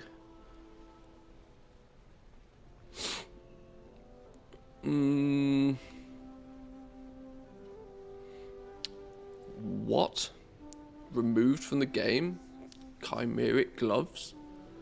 That's probably the only one in the region. I don't think I particularly want to spend 2.8 million gold on something like that.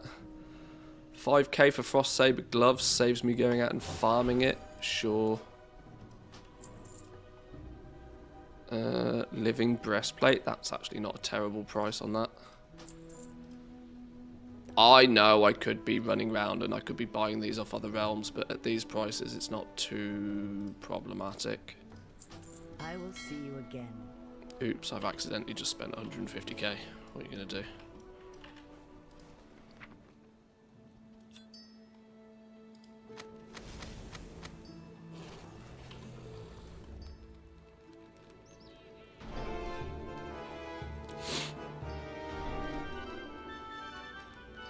This is what people who are posting, like, the Elemental Lariat are hoping for. They're hoping for somebody like me to stroll along and go, you know what, it's the last thing I need, I'll have it.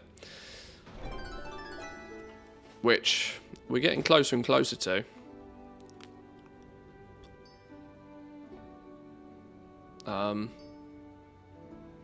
are these the new ones? Oh, that's why I don't have those. You can't actually get these yet, can you?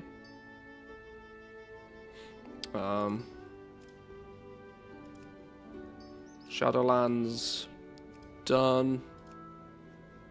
Zandalari done. Legion done. Draenor. Okay. Immaculate Crystal Strike Talidite. Hang on, what's the crack with these?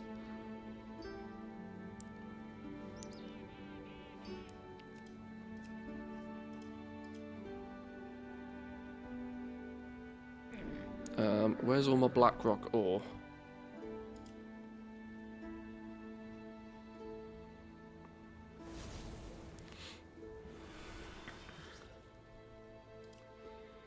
Is it this? No. Yes. No. How do we get these things?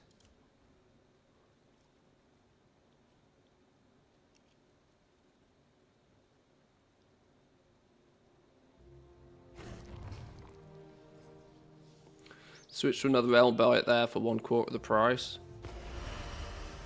Yeah, if I do that on big expensive stuff. If it's 5, 10, 20k, something like that, I don't care.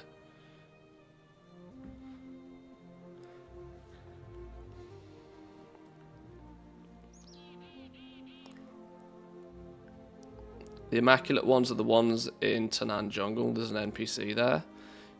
Is it a fancy-ass currency you need to get them, though? Or is it any old thing currency?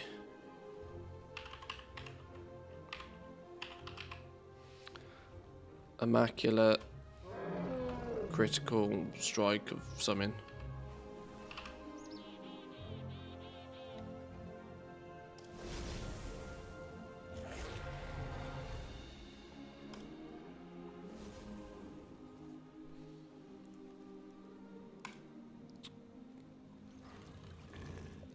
Drops in LFR. Just paid a jewel crafter to make this gem for me. Blah blah blah blah blah.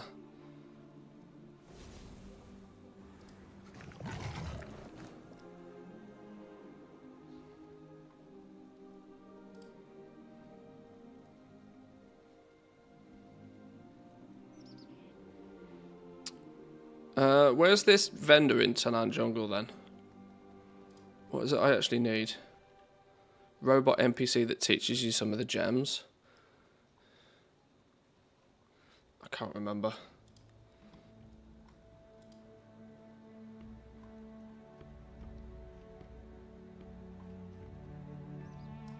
I know you need the Talidite crystals, which are on the daily cooldown to make the things, but I don't care about making it. I just want the recipes.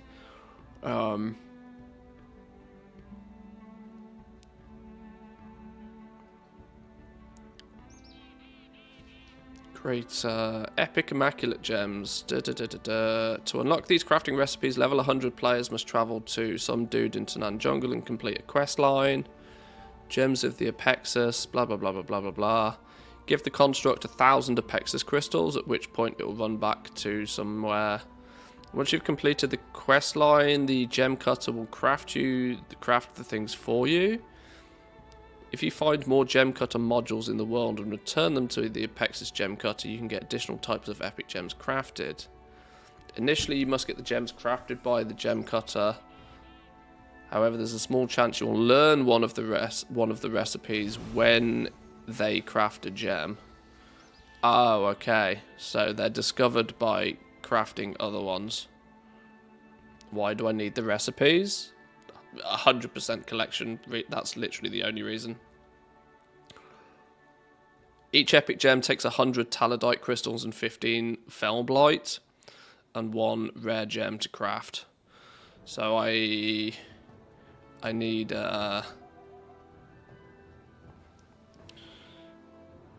okay. So I need to start doing my dailies to make a whole bunch of talidite crystals. Felblight we buy, the gems we buy. So it's just talidite crystals. I need to do garrison stuff. Ugh. Yuck. Yuck. Maybe that's why it's still on my list. Pandaria stuff. I need a Jade Owl and a Sapphire Cub. Ancient Gulai Cache Keys, Treasures of the Veil. Refreshing my memory on this stuff may not be a terrible idea with Panda Remix turning up soon. Ancient Gulai Cache Keys. I vaguely remember farming keys and then running through somewhere and opening boxes. Is that how we get those? Probably. Cat has done Northrend. I need to go do my jewel crafting daily in Northrend as well.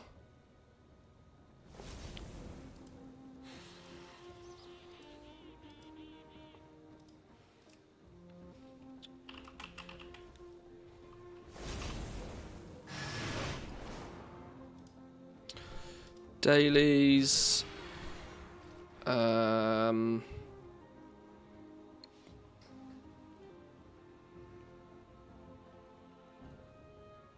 No.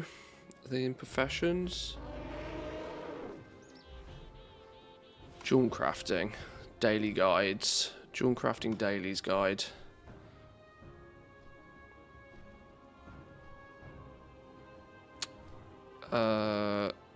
That's the Cataclysm ones, is it not?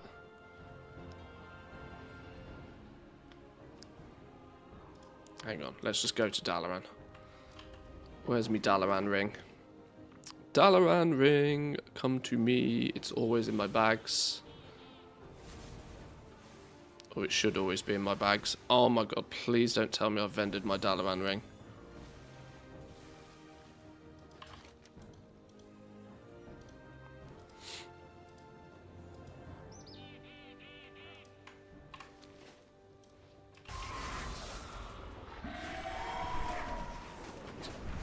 Oh, I think I've vended my Dalaran ring. That's not good news. No, there it is. Ruined Band of the Kirin Tor. It was in my bags.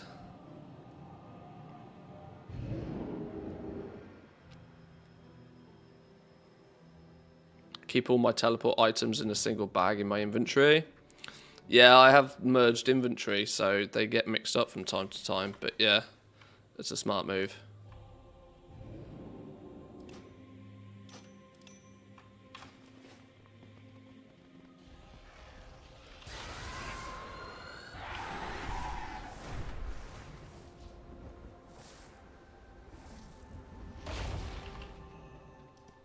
Greetings. Be careful. The Alliance. Go with honor, friend.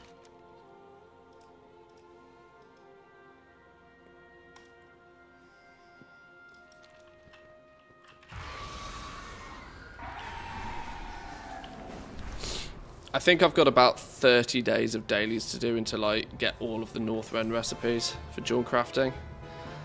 On that day, I will be a very happy goblin. because I've been doing these for, well, quite clearly over a decade, which is so dumb. But stupid is as stupid does. I believe that's the phrase. 30 days, that should last you a few years, pretty much. That's how it works. That's how it works.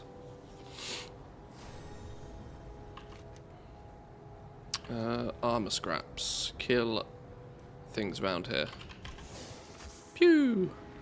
Pew! Boom.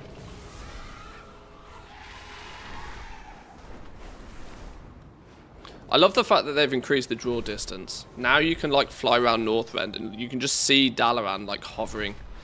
Like the fact that the draw distance is like 3x what it used to be is really cool, especially with dynamic flight as well.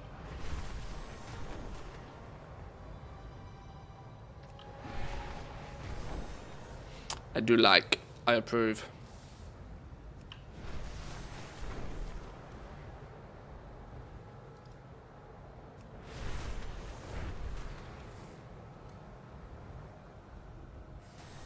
What do I need? A huge citrine and a bloodstone. I can't use the auction house here, can I? Wait. Wait, what? When did that change? You used to need to be an engineer to use this, dude. When did this change? The engineer requirement was dropped a long time ago. Was it really? Well, today I learn. Today I learn.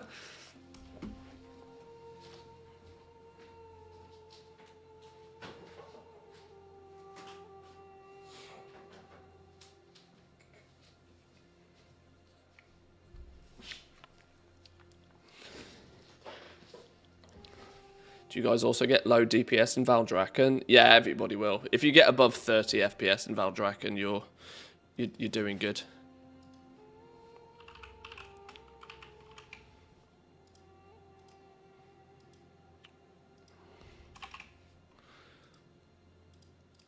One of you. Bloodstone. How many of those? One of you.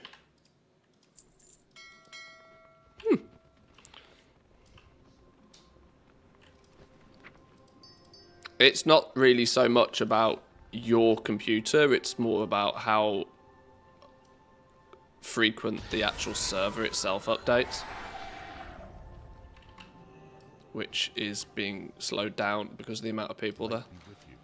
Light bless you. Oh no, did I not make the thing? Be careful. Make the thing.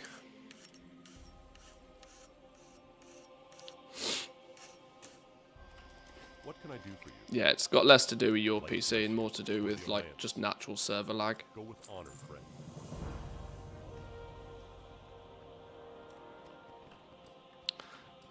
The other option here, obviously, is to just use a shitload of titanium powder. That said, I bought out the entire region's supply of titanium powder a long while ago, and it's taken a long time for it to recover.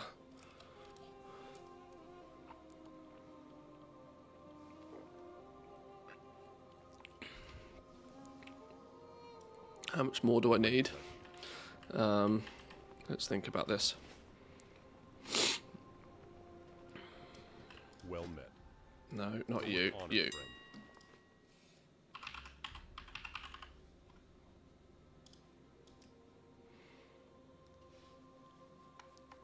I can't remember what the conversion is on this stuff.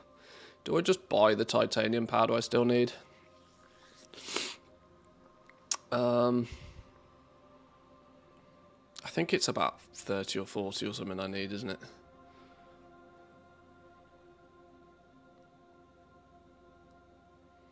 Titanium ore, I can't remember what it prospects into. This has become very cheap again recently. Some big chunks in here.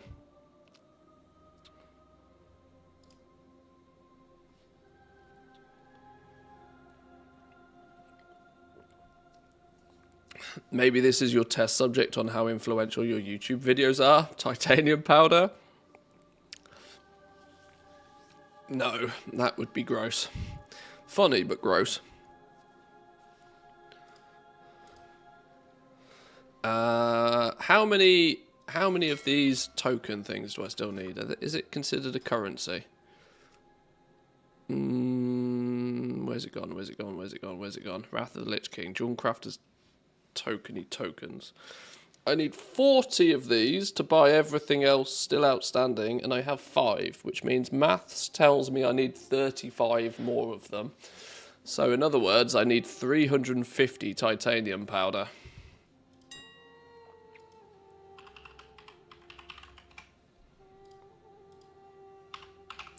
Which would be 116,000 gold.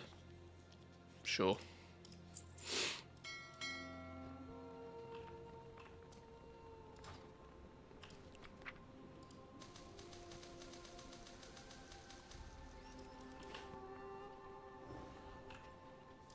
Need help? Now to do some turn-ins. Go with honor, friend. King's honor, friend. For the Alliance. Light be with you. Be careful. Light bless you. For the Alliance. Go with honor, friend. The cost of being a collector. Light bless you. Go with honor, friend. Need help? Makes no sense whatsoever, but Careful. Greetings. For the Alliance. Go with honor, friend. I tend to live by the theory, if you can buy something, buy it. I do for you.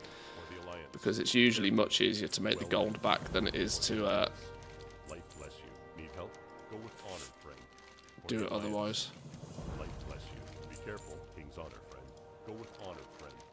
Light be with you. Light bless you. Be careful. What can I do for you? Go with honor, friend. Greetings.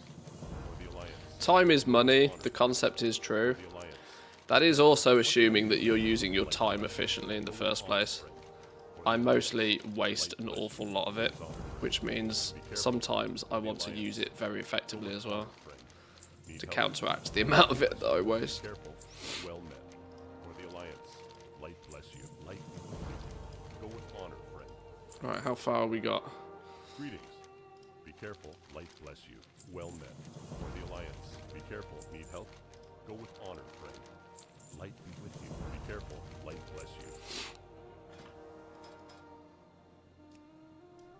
33, What can I 7, do for you? Go with honor, friend. For the Alliance. 6, Go with honor, friend. 5, For the Alliance. Light bless you. 4, Be careful. 3, Light be with you. For the Alliance. Be careful. 2, What can I do for you? Go with honor, friend. Light bless you. 1 more. Go with honor, friend. Light bless you. Boom! That should, in theory, be enough to buy everything. I buy and trade. Let's hope. Right.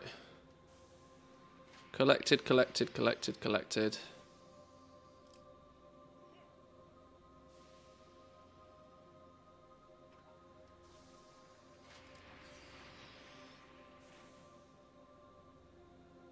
Where's the ones I haven't collected?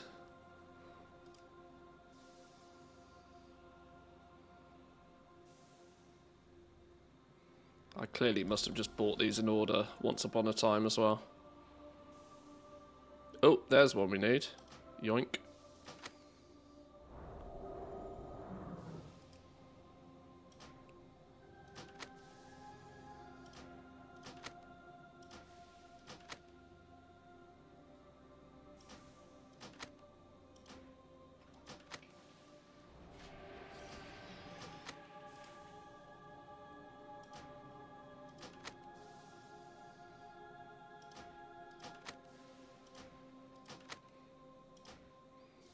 Right, in theory, that's everything. Let's see how that pans out. Jewel crafting.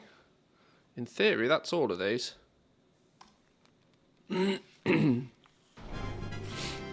do I feel it's not all of these? Any gold guides for season 4 or just same old? There's not anything revolutionary new, let's put it that way. So in that regard, it's same old.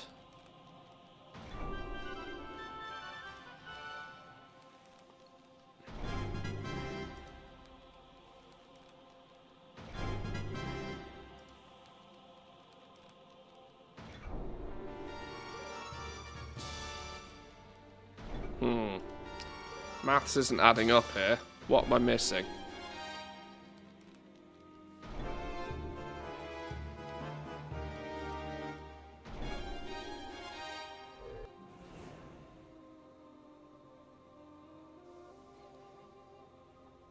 Oh, the oracles, 2 gold. Oh, that's a cheap one. That's a cheap one. Where did these flipping things come from then? Winter grasp. Oh God, PvP. Ugh. PvP.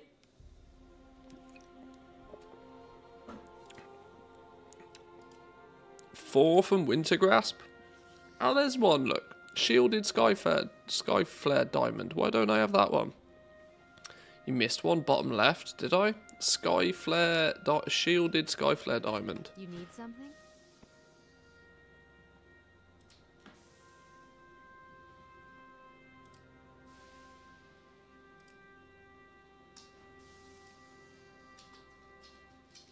Boom. You were right. Good spot. Farewell. Good spot. Bingo. Marks of Honor, right? I needed for those things. Marks of Honor.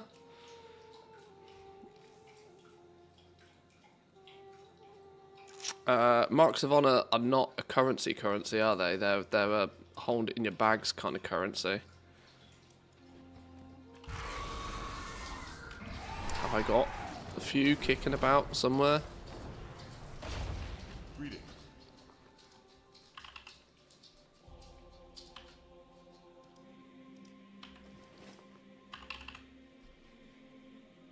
Okay, I don't appear to have any Marks of Honor on me. Does TSM know if I've got any anywhere? Ledger, inventory, Marks of Honor. I've got some somewhere. Where are they? Oh, it says I've got 7 in my bank. Why does it say I've got 7 in my bank? Didn't I just check my bank? Well met.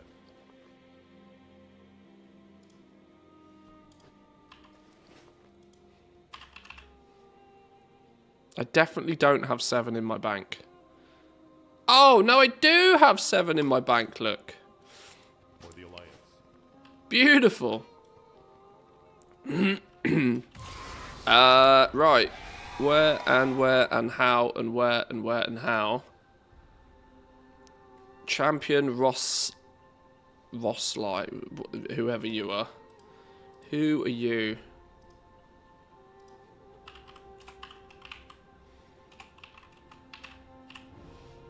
Champion Ross. Champion Ross.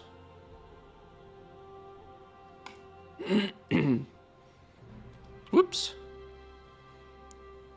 In Wintergrass. Presumably, okay.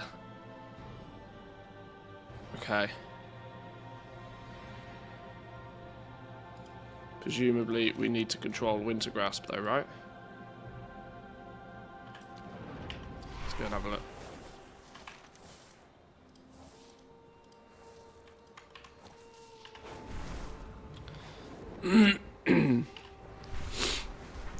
Investigate.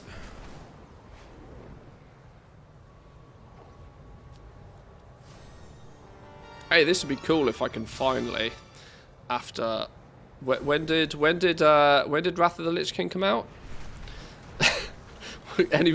Somebody quickly Google the launch date of Wrath of the Lich King, 2008.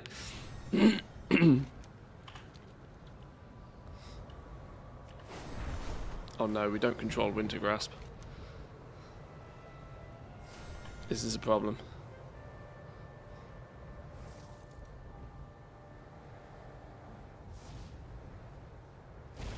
This might be a problem.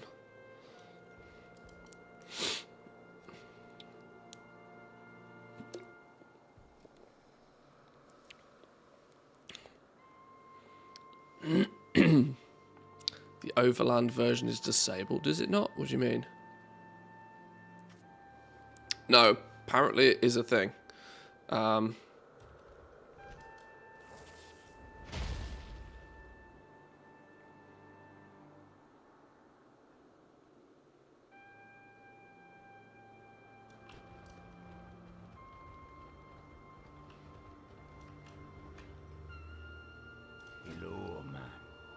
Oh, hello, hello, hello, hello. Who's you? Who's you then? Do we have the Reigns of the Black War Mammoth? I do already know that. Where's me recipes? Igmatic Skyflare. There's one. Yoink. There's one. Yoink. Can we get a third yoink on the go? Impassive. Assuming that that's the last one. 3 yoinks. Triple yoinkage.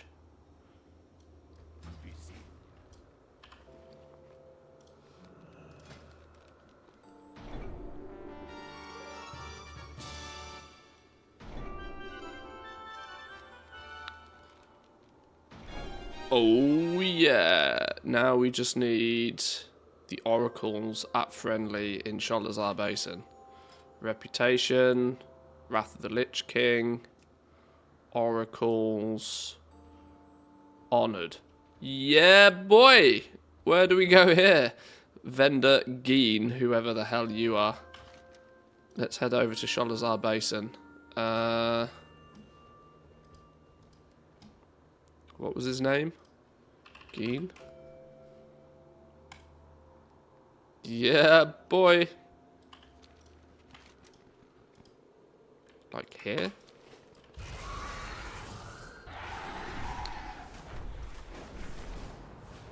Enjoy those dailies.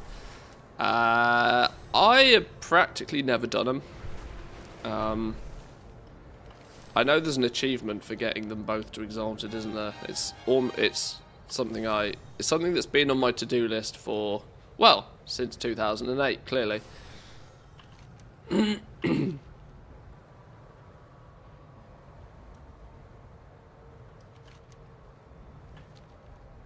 Any day now, then. Yep. Is it you? No. Is it you? Yes, there you are. Boom. Hang on, what else do we need from you?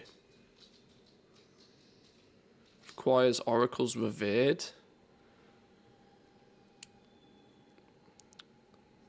How have I got this one, then? How's that possible? How is it possible that I've got Misty Forest Emerald, which requires you to be revered? How is that possible, then? Maybe there's another way of getting that one?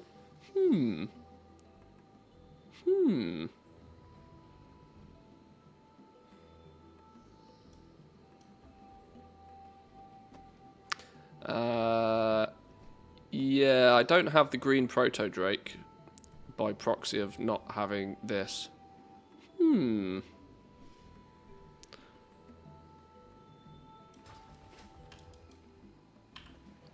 Anyway, more importantly, boom, last Northrend junk crafting recipe done.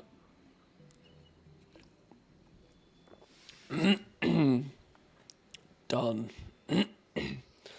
Buy it off the black market auction house. I could, in theory, just bang out a few dailies and then wait 3. In theory.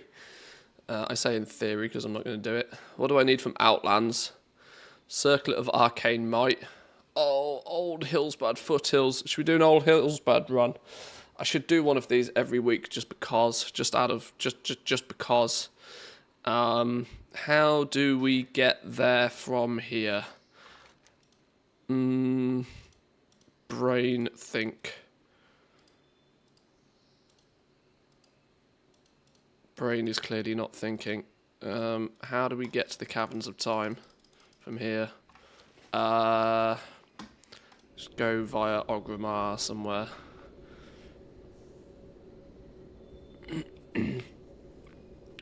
We don't talk about that egg. The mount is a lie. Oh, really?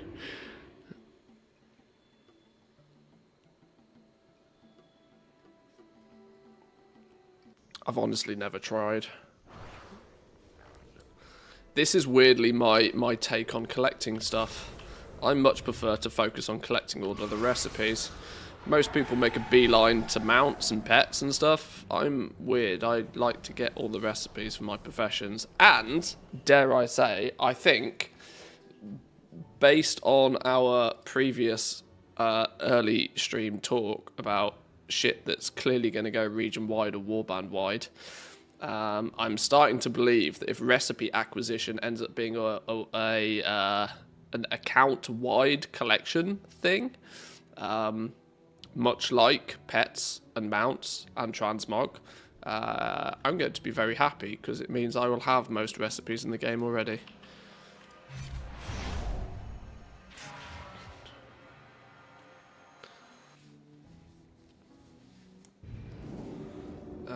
Right, where's Caverns of Time from this one? Silvermoon, Valdraken, Orobos, Zuna, Zuldazar, Jade Forest, downstairs. Downstairs. Oh my god, that'd be so good. I hope it's going to be a thing. I'm finding it very difficult to believe that the professions won't be rolled into this warband system, e.g. making everything account-wide. It will feel really weird to me if they deliberately choose to keep professions, and let's be real, that will be nearly the only thing, as nearly everything else is being integrated to this warband system, yet not a word on what professions are doing. It's just odd, right? Why would, you know, oh, you don't have to do the same thing on multiple classes multiple times, but professions? Why would professions be the but professions? I really think we've got some big updates for the professions coming. Not only the fact that I think this is the time to do it, there seems to be a lot of integration with other things that makes it feel weird if they don't do it, such as guilds, for example. We're going to have cross-realm guilds, clearly meaning that cross-realm work orders of some fashion have to be a thing. Surely, right?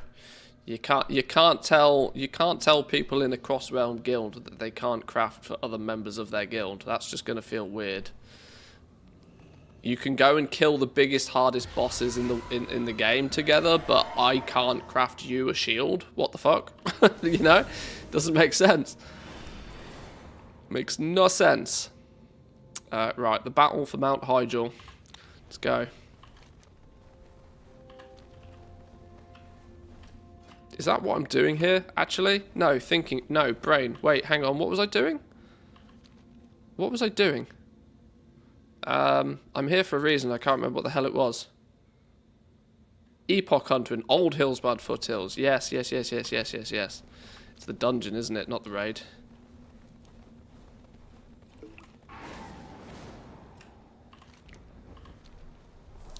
If I remember right, though, it's heroic. So it's... let's check we've got it on. Raid difficulty, dungeon difficulty, heroic.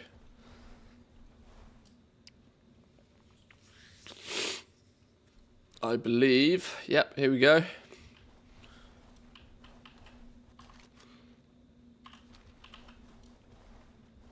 There's rumours that it drops on normal as well. Yeah, I don't believe it. It's the honest answer. I don't believe it drops on normal. I've ran this place 100+ times for this thing on normal and it's never dropped. So I'm starting to believe that it's a heroic only thing. Although, who knows?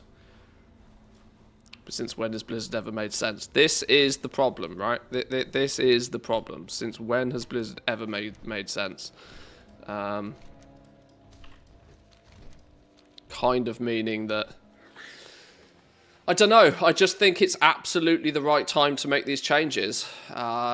If you're making so much other stuff account-wide, why would they... There would have to be a really good reason for them to also not roll in the professions to be account-wide. Now, that really good reason could be that it's just going to be a shitload of work. Because there's so many little things that will need implementing. They're going to have to do some sort of region-wide, work order-wide work orders.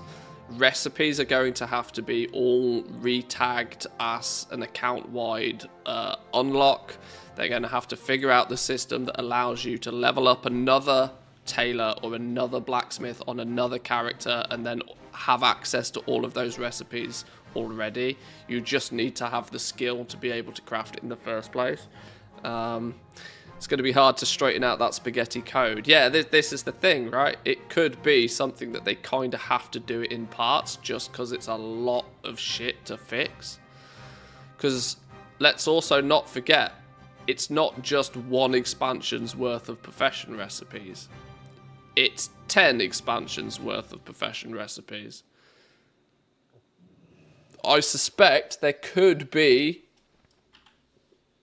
They could turn around and say, right, well, we're going to get it fixed for the War Within profession recipes to be warband wide. Everything else will be character bound. And they will have to sort of, you know, go back in time slowly but surely and retrofit everything. But like I said, the only reason I can perceive them not making professions warband wide is if it ends up being a shitload of work that they just don't have the time to do.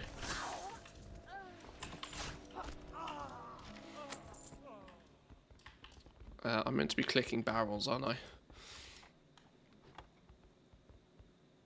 I love the idea of the warband reagent bank, so any character can make their recipes without having to figure out which character has the materials needed. Yeah, that's going to be really handy for crafters. I think it's going to be really handy. Where's the barrel in here? Oh, right by the door.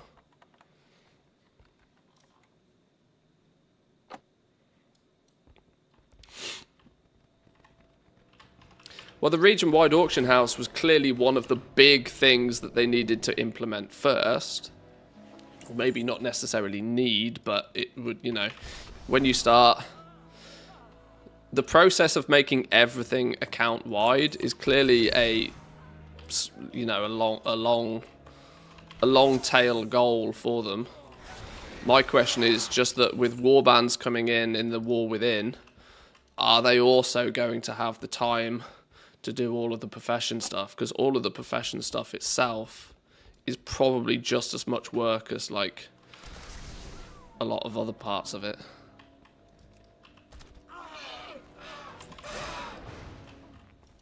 Is that maybe why they've said nothing yet? Because they don't know if they're going to have time to be able to actually do it all.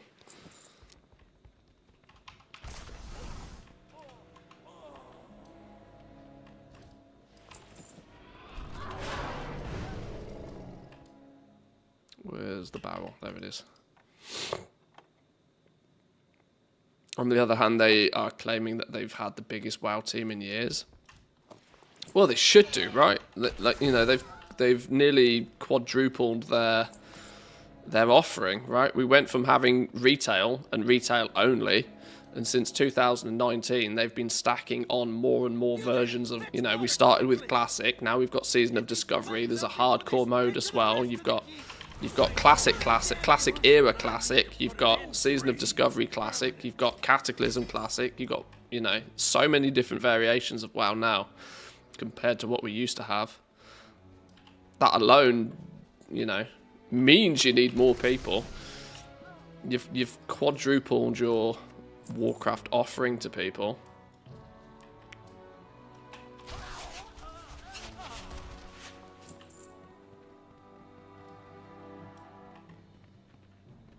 Feels to me like there's less and less things to actually sell on the auction house gear-wise, though. Oh no, well, there definitely is. I did the numbers on this before Dragonflight launched.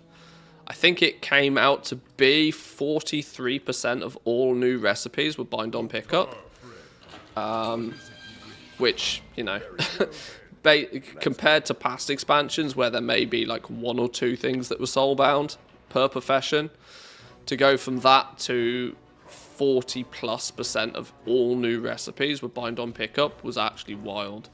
So yeah, definitely a lot less stuff to sell on the auction house. That's not in the category of fields anymore. That's just a thing. It would be nice for people who have multiple characters with professions on different realms to potentially learn each other's recipes. Say tailoring enchanting, provided they have enough skill points so they wouldn't need to farm everything on different servers depending on what I'm playing on. Well, the whole concept of servers is slowly being eroded. Cross-realm guilds is going to be the big killer of that. Cross-realm guilds will do quite a lot to minimize the need, or to minimize the impacts of being on different realms. We've seen the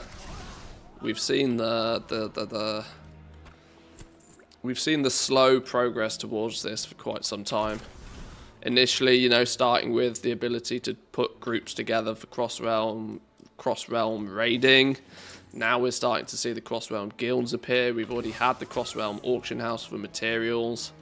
Their desire is very clear that they slowly but surely want to move away from this sort of design of having you play on this server, you play on this server. You know, EU will be, you either play on EU or you play on Oceanic or you play on NA. You and your allies shall It won't make any difference.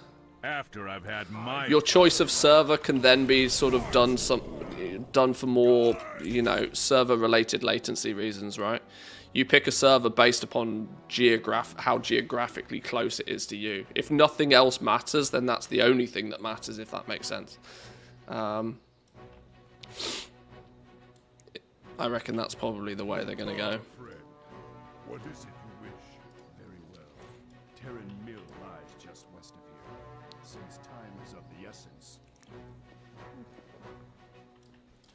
Let's ride. The only thing that matters is where you can get the name that you like. That's true, actually, yeah. Names still being server bound is... They'll just have to give characters surnames. Like your warband tag, your warband name will be the unique part, and then your character name no longer needs to be unique. If they give your like warband a name, that can basically replace the that can replace what a server does for you basically in the character name. Something I suspect that'll happen at some point.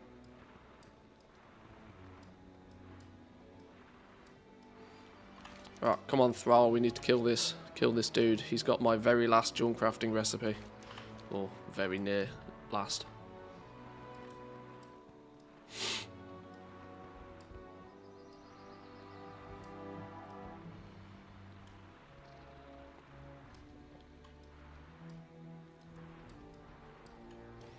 Still haven't got Don Carlos's famous hat, actually.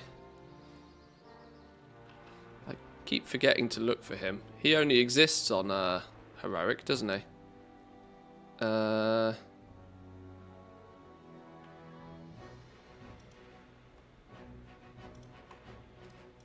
Isn't he this way somewhere? Doesn't he usually run up and down this road?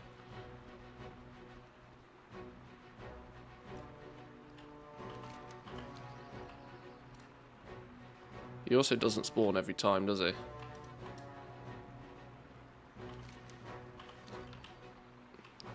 Am I going to break things by leaving Thrall by himself? I might have done.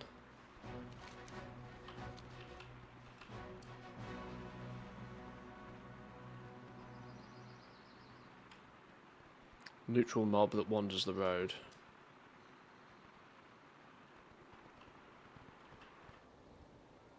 Well, there's 3 that are wandering, but Don Carlos is not one of them. I'm quite sure he's a rare, isn't he? I don't know. We'll figure this out another day. One toy in here is not my highest concern. Oh, hang on, who are those lot? No, they're just General Joes again.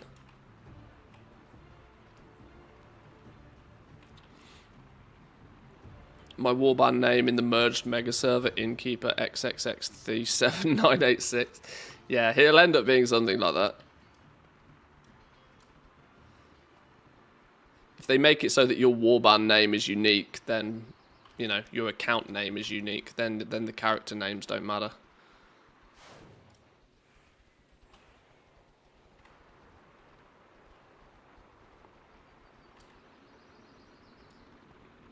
Did I still get here before Thrall? Surely not. Or have I lost? No, he's there. There he is. Loktar, friend. What is it you wish?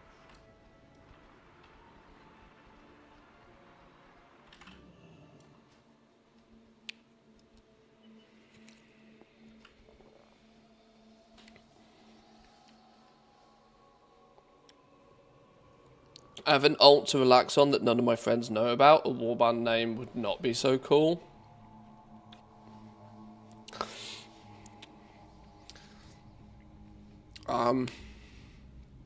Yeah, I don't know. Well, just don't just. Either you are or you're not Battle.net friends with people. I suppose you can just play offline mode, so other people don't even know you're online. I don't think Blizzard cares about that situation, if I'm honest. Seek out my destiny.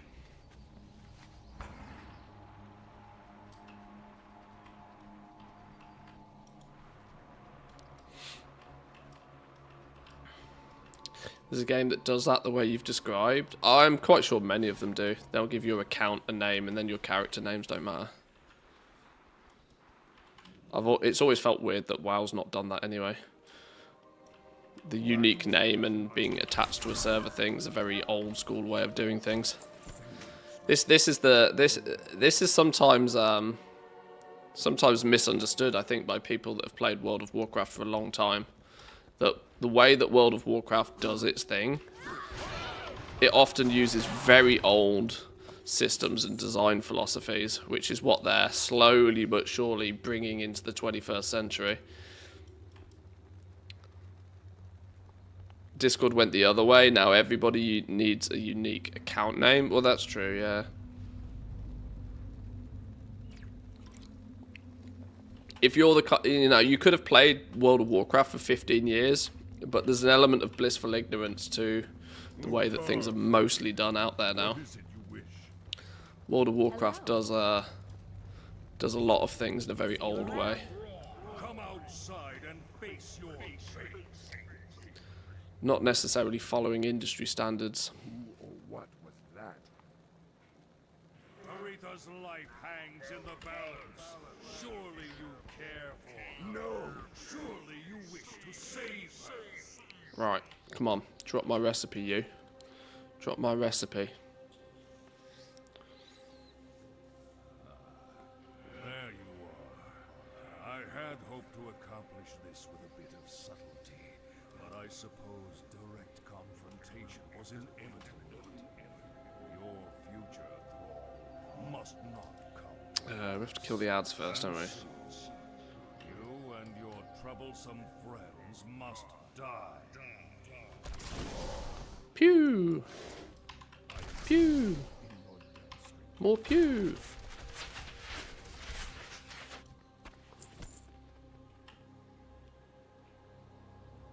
Enough. I will erase your very existence. Boom. Right. Design. Go. Hey! Circlet of Arcane might get in. There's clearly a much higher chance of it dropping on Heroic then. Clearly. Boom.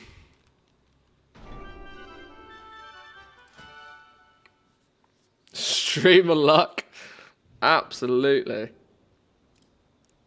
Right, classic. That's Outland Jewel Crafting done. I need 2 classic recipes. Citrine Pendant of Golden Healing. Wherever the fucking hell this comes from. Wow. Region market value average of 500,000 gold. There's clearly not many of those posted. How the hell do we get the recipe for that then? And a black diamond crab. Quartermaster Ziggurat in Blackrock Spire.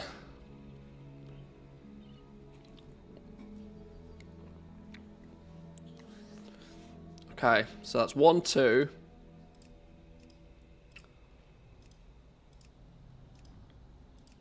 3, 4. 5, 6, 7, 8. No. I'm going to assume 8.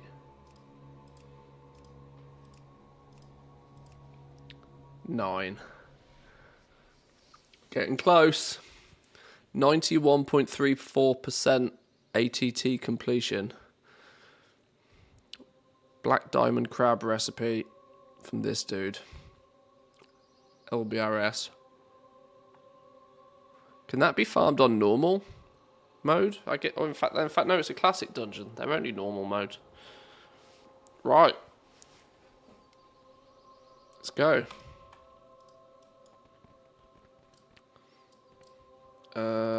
Hearthstone's on cooldown. Oh god, I guess we've got to go out here the normal way then.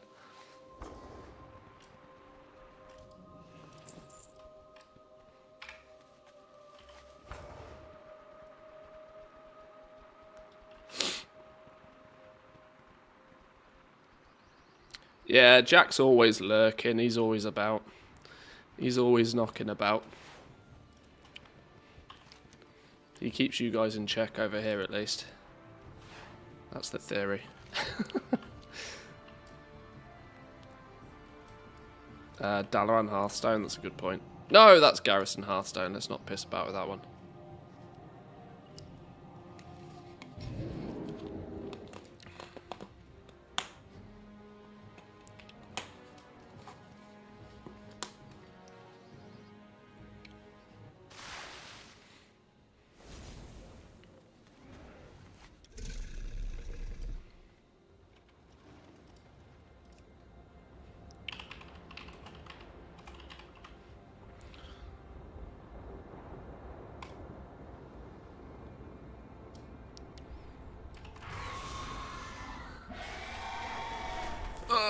Frames.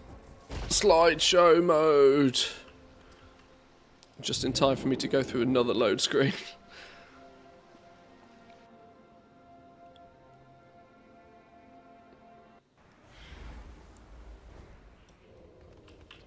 Hang on, why are we going back to Valdrakken all of a sudden? What the flipping hell are we doing? What? Portal... what? I'm sure Zygor knows what the hell's going on.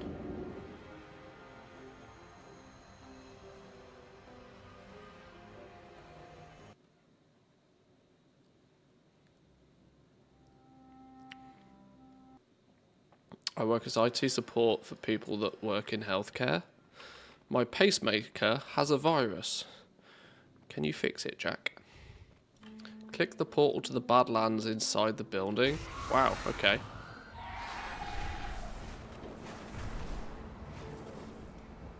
That's a clever way of getting places that I'd have absolutely never thought was even possible. There's a portal to the Badlands? Huh, check it out.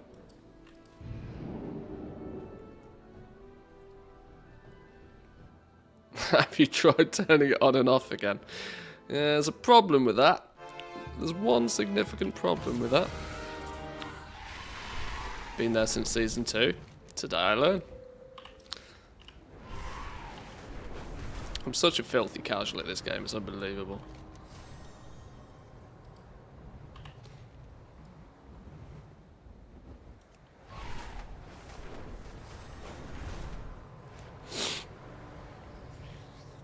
First time I misread Jack's name and thought it said Jack the Diaper.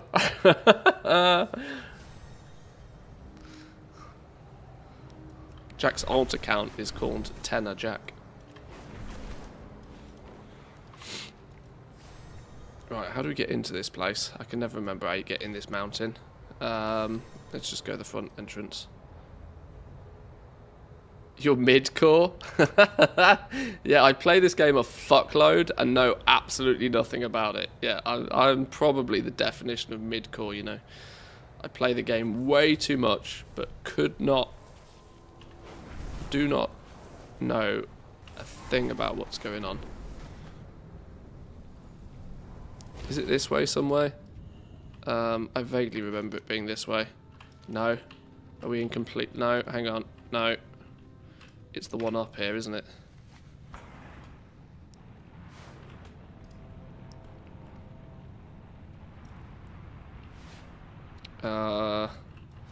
Is it in here? This looks like the one.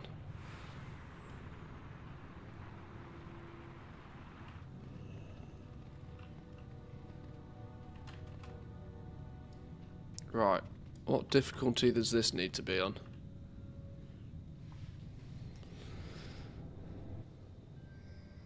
It's like watching Derek play Factorio. He currently has the world record for 100%, but doesn't actually know much about the game.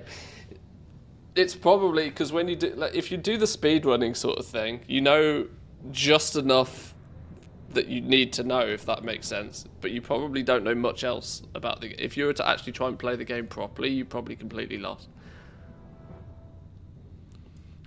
Right, this dude. This dude.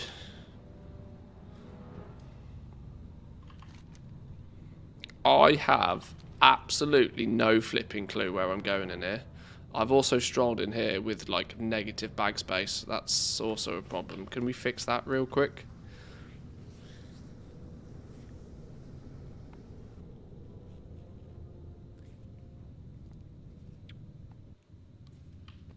Oh, I can't mount up in half of this area, can I? I can mount up out here though.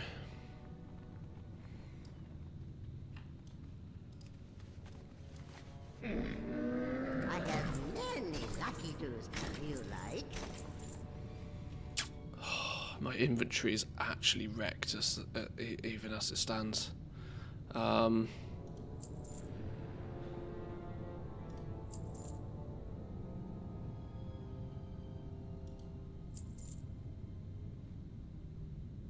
No way that's worth 600 gold, that's a lie. Okay, we're just going to pretend that that's an acceptable level of inventory space.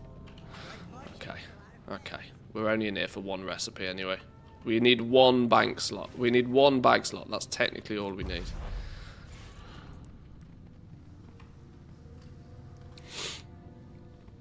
Right, if we can get this recipe first time, that is actual genius mode. I might not actually even loot anything. How the flipping Nora do you navigate this place? I hate this dungeon so much. I despise this dungeon.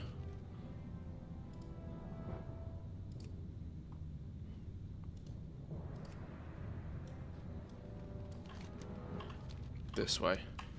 I'm just going to follow Zygo until it takes me to where I need to go.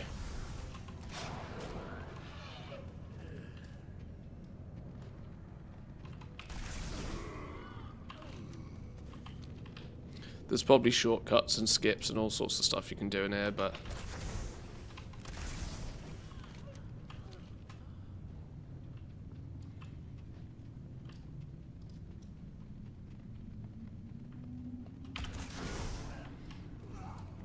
what add-on's this that shows the line inside the instance? It's Zygo.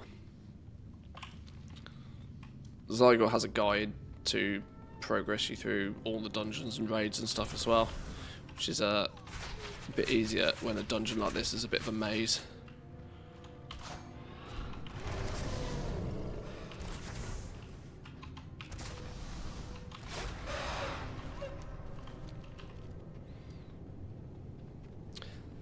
My Mog Farmer mind itches when you're not looting the mobs. If I was here for Mog, I'd be looting. I'm not here for Mog. I'm here to get one specific recipe.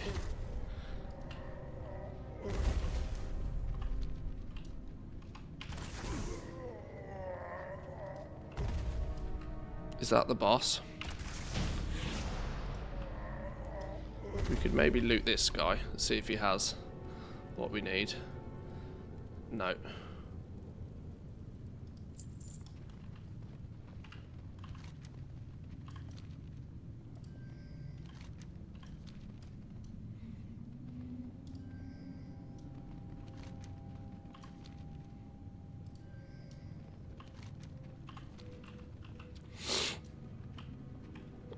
There's a couple of expensive mogs in here. Oh yeah, I'm quite sure there's a lot of stuff that is potentially worthwhile. As for now though, I couldn't care less. I'll reconsider doing transmog farming when I can collect all the appearances in one go. I'm here purely for the recipe right now. And maybe to try and refresh my mind about where the hell we have to go.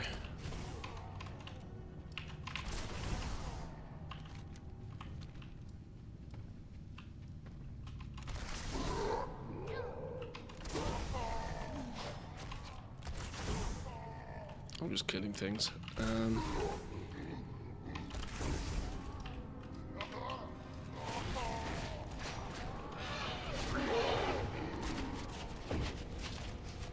we going this way? Oh, I'm completely lost already.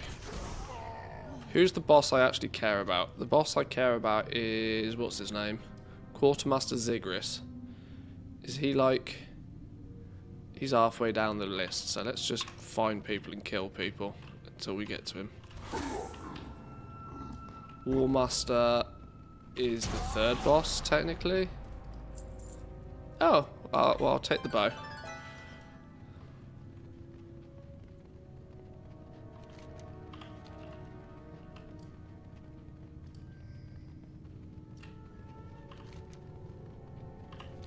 I assume we go this way next.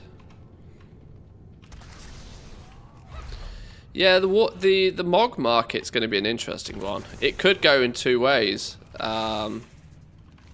It could go two ways. There's already a distinct problem with the transmog market that everybody farms the same place, meaning that there's a huge amount of supply of certain things and then not very much supply of other things. That's always been a bit of a plague with the transmog market. People who try and hunt down the uber rares end up with like an entire inventory full of stuff that's technically meant to be rare, but only because they're desperately seeking ultra rare. So, you know, anything that drops in Alderman, for example, is, you know, way oversupplied, even if it's like sub 1% drop chances. This is often why I think the transmog market's a little bit broken. I always tell people to go out and farm for their own collection, right? Where should you go to farm transmog? Well, have you completed your collection yet? Yes or no? If the answer's no, be selfish first. Focus on completing your transmog collection. And as you do that, learn the first things you pick up, and then any spares you get, you can sell the spares. And selling of those spare, you know, your inventory will start to grow over time as you complete your own.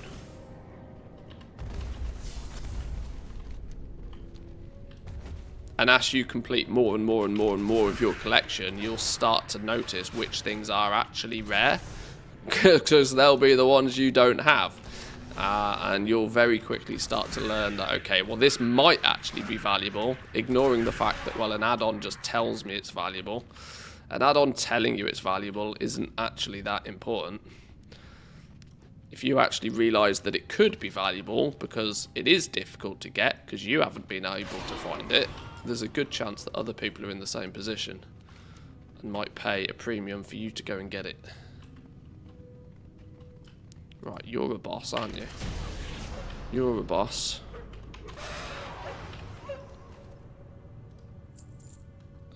Necklace. Oh, we'll take those. That's some Mog.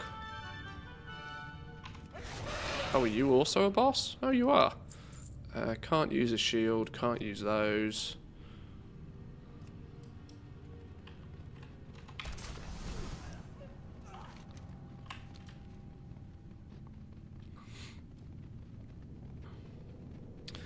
Every time I think about buying some green mugs from the auction house to complete my collection, it's so user unfriendly, I just close the auction house again. Buying... your best way of approaching it is there's a button in the top corner that allows you to filter from stuff that you don't already have. And then you can only... search by uncollected first, and then just filter by price. And just start with the cheap shit.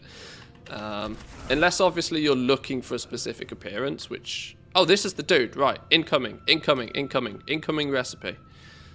Or war carrier? Oh, we'll have the pet. Damn. Well, we'll have the Mog boots. The rest of it's stinky.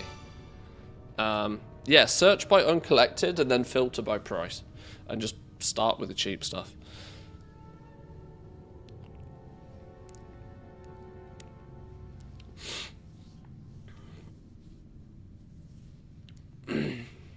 Okay, so we were not lucky. Black diamond crab. Let's take a little bit of a looky at what it so claims the drop rate could be on this dude. Quartermaster Zigris. I should have probably checked this before I came here, but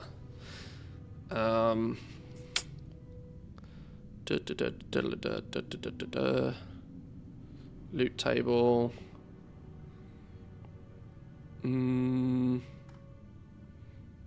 Doesn't even show the recipe. That's not a good start, is it? Well, that's not... Oh no, black diamond crab. Here we go. 6% drop chance.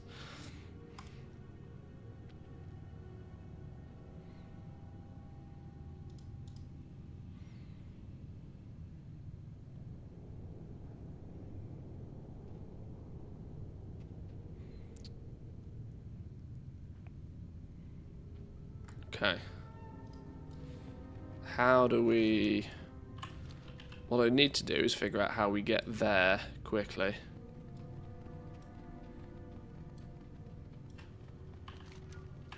And more importantly, I need to figure then how to get out of here quickly. Can I do the pre-made group thing? Does this also work in these old school dungeons?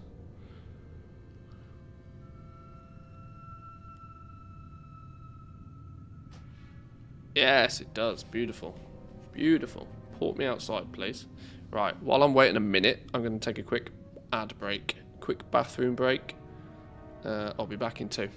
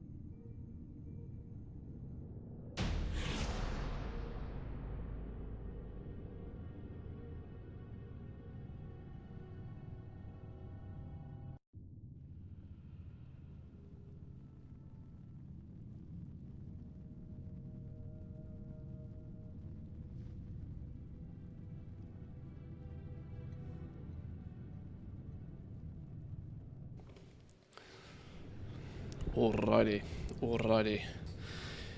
Kill final boss, chance at Arcanite champion recipe. Oops. Oops. Maybe next time. Where does it ping us? It's pinged us here. I don't know where this is.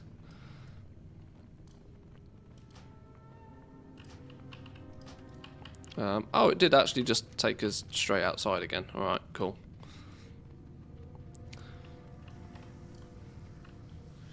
Did they announce the MOP remix release date yet? Not to my knowledge. It comes out 1 week after 10.2.7, so if we get a release date for 10.2.7, just add a week.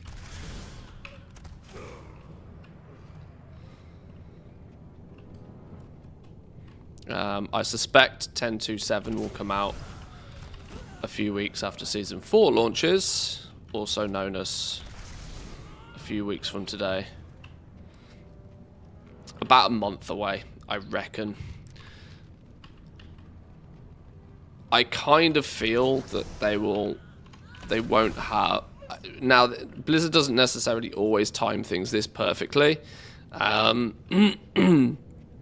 I kind of assume that they will have the alpha. They probably won't want Panda Remix to cross with the alpha stuff because they're phasing what comes out each week on the alpha. They'll probably want to have the alpha done and dusted and closed, and then they'll and then they might look at launching 10.2.7 and Panda Remix. What's Dan tweeting out? On the War Within Alpha calendar, Panda Remix is currently listed as starting May 16th, ending August 19th. Oh, based on the Alpha calendar. Yeah, I mean, if it's, that's what, 3 weeks away from today? Something like that? 3-4 weeks away? Or 4 weeks away, I suppose, give or take.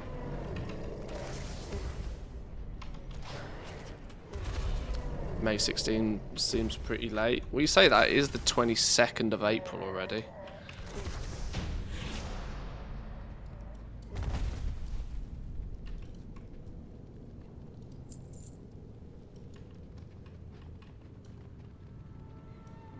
Patch 10.2.7 would likely launch on May 6th.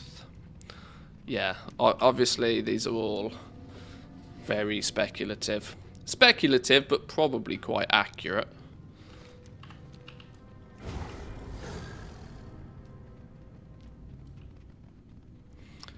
Asking because I want to know if I'm going to have to choose between playing MOP and my academic career. There's a... Yeah, I think you have to specify IRL comes first, right? even if Panda Remix looks quite cool. Did we go down this way? I can't remember. I think I missed a boss out somehow doing this last time. Is there a boss that we kill this way?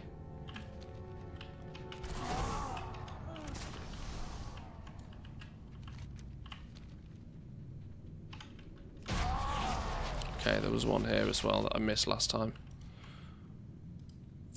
Leather shoulders.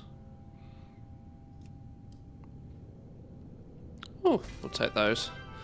It's a piece of mog.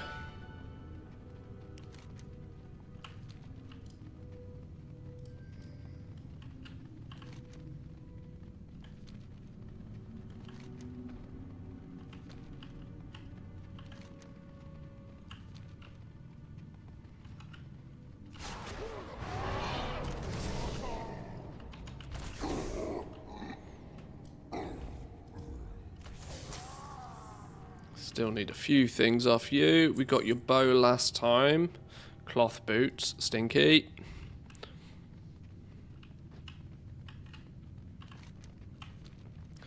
Been reading up on the concentration blue post. It seems like the days of mass producing intermediate reagents and consumables are gone. Yeah, I hope so. Now I don't know whether this is just falling into me believing hypothetical situations for economies are more likely to happen or not, but I think that that's only good, right? You've got to remember that if you're restricted, so is everybody else. This usually leaves the market wide open to be significantly fairer for all. Fairer for all, like, I know it's goblin nature to want to be able to capitalize and dominate a market and make billions of gold. But you have to remember, in an MMO, there is always somebody that's more sweaty than you. Always. Now, players used to be able to somewhat compete on their own individual servers, because some people could then choose to play on a low population server with practically nobody on it. And the phrase goes, it's easy to be a big fish in a small pond.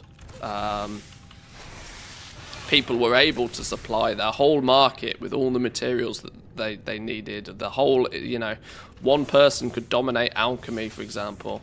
But as more things go region-wide, what Dragonflight taught us, especially where materials are concerned, you're competing with every single player in your entire region. So just purely by numbers, you are going to come up against somebody that's more sweaty, more degenerate than you. And the way the system is rigged right now is that this is why I think these limitations are good for everybody. One of the problems with crafting for quite some time has been that one person, once they unlock the recipe, can make that recipe as many times as they physically desire. And that leads to a situation where, well, it's just a race to the floor on price. It's just who, and this is why look at crafting for nearly every expansion. Everybody's always been saying you have to get your materials cheaper than somebody else. And so people have learned to look at buying their materials at the cheapest possible time. All of these habits and all of these goal-making concepts are derivative of the fact that once you learn a recipe, you can craft it an unlimited amount of times. Some restriction in place on how many times you can craft a single recipe is good for everybody. It means there's much, much fairer a chance that you might actually be able to craft something that's profitable. It then goes to the scenario where actually maybe having a wider spread of the professions is the way to make more gold. You want, you know, if you've got a cooldown bar for tailoring and you've got a cooldown and, you know, and you have a cooldown bar for all of the other professions, well, you want to try and acquire as many cooldown bars as you can. So you probably then want to make sure that you've got one of every profession on the go, for example. Which in today's landscape requires what, like 4 characters to do? 4 characters to do to have one of every major crafting profession. I've run with 4 for most of this expansion. Where is the last boss? How do we get to the last dude? I got told off for not killing him last time. Oh, this way, I guess.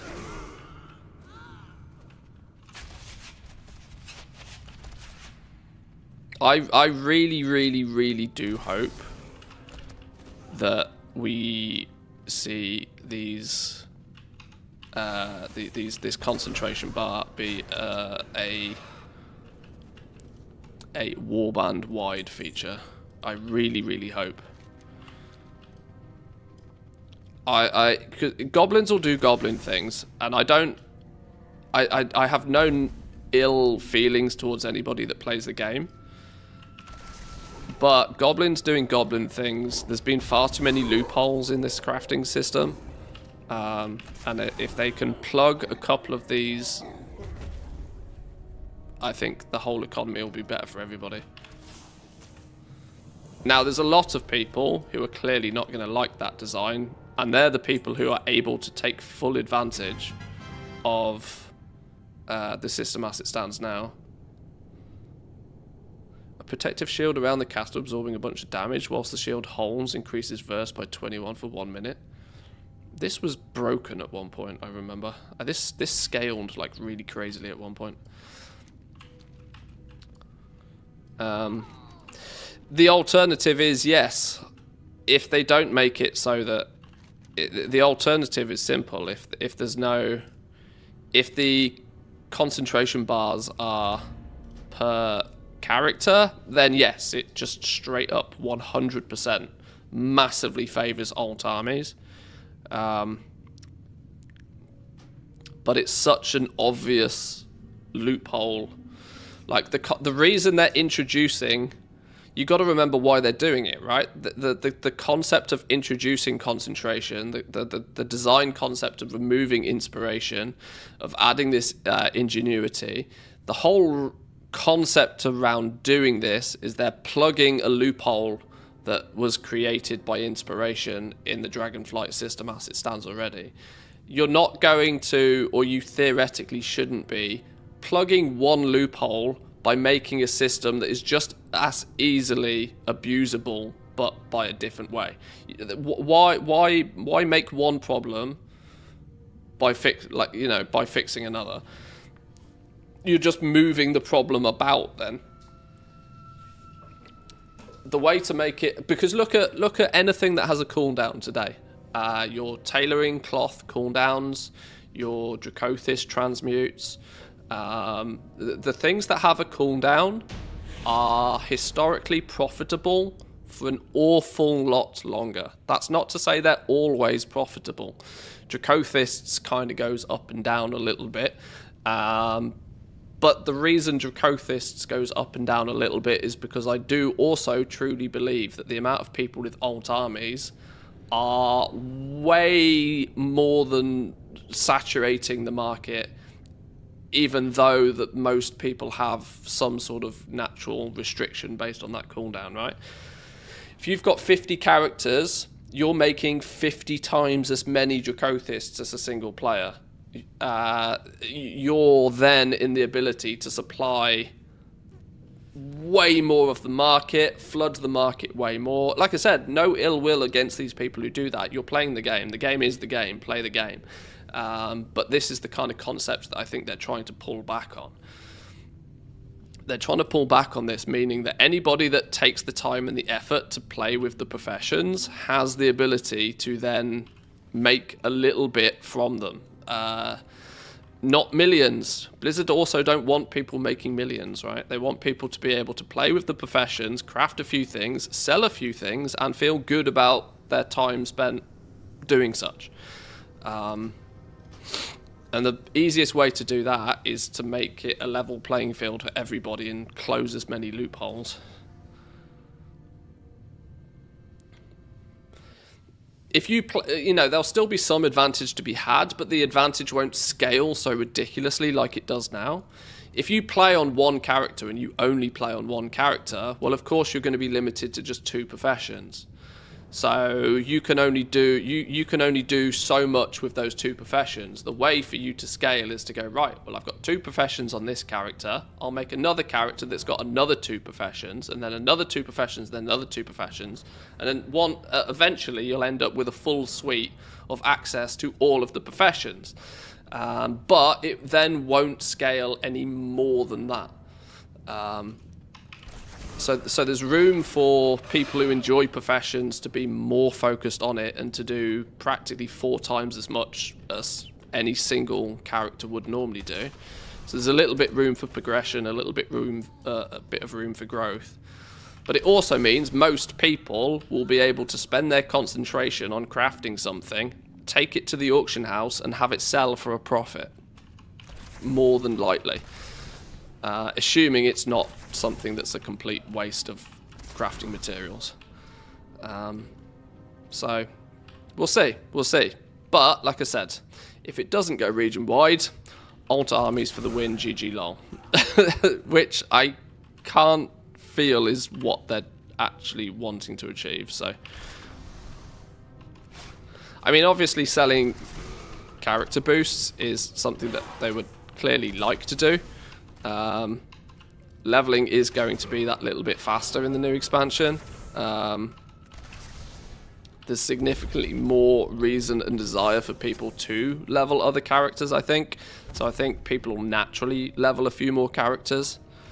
I still think Blizzard would Blizzard would love to take $60 off you, sure.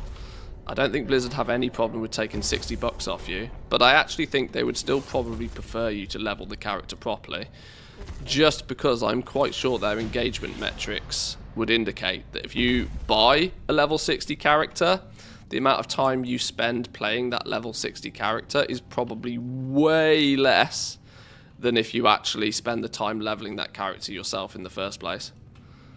So the engagement metrics, they'll happily take $60 off you, but from an engagement perspective, I think they'd still probably prefer you leveled it normally, because then you're more likely to actually play the game for longer, because you've invested some actual time into that character. I think the play is going to be to min-max your character within an inch of its life, stacking ingenuity, so nothing changes stat prio-wise. I think what they do have to be really careful of, and this is one thing I noticed quite quickly, which will be a take that people won't like. Average Wowhead commenter will not like this, but I think it is something that needs to happen. I think what they need to do is really restrict, like heavily restrict, how far your... Ooh, another piece of mug. Heavily restrict how far your concentration goes early season, because the system explodes very quickly because of this ingenuity tactic, right? They've already told us that the further you are away from guaranteeing, the more concentration it will use. Now, I don't know quite how that works, But let's say let's say something has 200 skill needed to craft it, and you've only got 100 skill. You're 100 skill away. Every 1 point you get closer to that is less concentration you need, which means in turn, over time, every single skill point you gain in your progression is going to multiply the usage that you can get from your concentration bar. This means, especially when you stack on Ingenuity that has a proc chance to refund it, that you could start the expansion with very few profession points, and you might find that your entire concentration bar does nothing more than allow you to craft one piece of gear, because you're so far away, you haven't got any Ingenuity yet, you're the worst case scenario, which is going to make the professions feel really slow at the beginning. But by the time you've fully skilled up and you're only 5 points, 10 points away, you're using so small amount of concentration each and every time, and on top of that, you've stacked your Ingenuity, so it's being refunded to you far more frequently. If you start with like a bar of concentration that's like 100, by the time you've finished your profession, it'll be like 10 times the size, and you'll be able to produce 10 times as much stuff. They have to balance for the fact that you'll be able to make a shitload of stuff by the time you've got your professions in good order. Which the only way they do that is by making it really slow at the beginning and allowing those players that continuously chip away and continuously work with it to week on week see more usage out of their concentration. They'll be able to fill more orders, they'll use less concentration per craft, and stacking Ingenuity will refund it enough to make it worthwhile. It very heavily is based on how they balance the usage of it, and in turn the recharge speed. One thing I've figured out really quickly is it's going to recharge slow. They have to make it recharge slow. It means season 1 might feel really tough, right? Really tough. You will have to really carefully decide what you're crafting. But that is because by the time we get further down the line, you'll still be able to churn things out like at a crazy pace.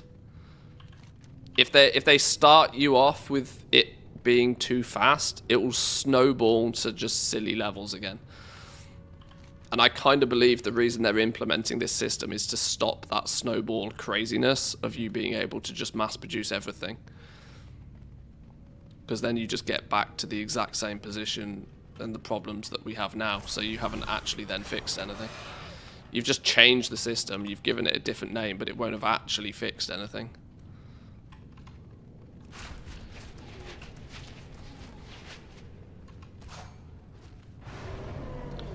I'm hoping, because this is the tender loving care, this is the level of balance that they didn't really pay enough attention to in Dragonflight. But in Dragonflight, they were making the whole system from scratch. And so they clearly had a lot of shit to do, right? They just had to make sure it all worked, right? The time and effort spent on balancing it all and making it, paced properly. Plus, I tend to believe they had bigger and better plans for the Dragonflight professions than what we actually got to see. I really do think that there was more that was to come that probably got cancelled. I'm not convinced we saw everything that they had planned. Now, if they'd planned some stuff and then we didn't see it, that could be why it's kind of got a little bit out of control recently. This is why I want to get in the alpha. This is why I want to see it as quickly as possible. It's why I want to get my teeth into it and start to figure out that, right, okay, how does it feel with 50 knowledge points? How does it feel with 500 knowledge points? What's the difference between the two? What sort of time frame should we expect it to take to get from 50 knowledge points to 500 knowledge points? Are we going to be in the same boat again, that by the time we've all got 500 knowledge points, that you can just craft everything at max anyway? Is it just an inevitability that we end up in the same position as we are now? Or are they going to try and pace it so that it is kind of, you know, a bit more meaningful for a bit longer? I still think the profession system we got in Dragonflight was really good for 10.0. I just also really think they should have built on it in 10.1, 10.2.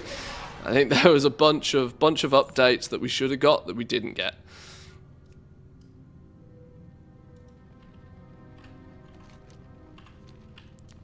Which would have paced it better. Work order system's a huge step in the correct direction to salvage, save people from being scammed when handing over their mats, but they still get scammed that they don't see the crafter's actual crafting the item. Well, this is why there's some restrictions on work orders, so that you can't accept a work order unless you can guarantee the craft at that quality. That kind of by design is the fail-safe, right? You're meant to. Oh, there's my design. Wonderful. Now we can get out of here. That's the system in place that's meant to sort of restrict the scams as much as possible. That you can't accept the order unless you can actually guarantee it at that point. Because you could say anything in your trade chat post. That's the problem. You could scream and shout and say you could do anything. This, once again, the problem with inspiration and why they're getting rid of it. You could say you could scream and shout about having 99% inspiration. It doesn't matter whether it's true or not because nobody gets to see it. So, in other words, get rid of the RNG, which they have, which is nice, which I'm very looking forward to. The Zone Grub and the Knack stuff was really cool. Whilst they didn't build on the Dragonflight profession system, I'm really glad that they did. I must admit, Knacks, let's call it the attunement for the sake of words, the unlocking process of Knacks, I thought was really cool. Really cool. The fact that they tried to keep it all a secret, and the fact that, you know, everybody was running around trying to figure it all out. Admittedly, it only lasted a day until we figured it all out, but the game, you know, players play this game pretty quick. The point is it was still a very, very fun little adventure, and I think this is something that will only build in value as time goes on, because people that did it back then when it came out will have done it. Nobody is going to go back and figure all that shit out. The amount of people that will go back and actually unlock all of that stuff by the time we go into the next expansion is practically none. Meaning that those same players will be able to continuously run Knacks and sell tier 3 MOG for years and years. I still think it will be very, very lucrative for people.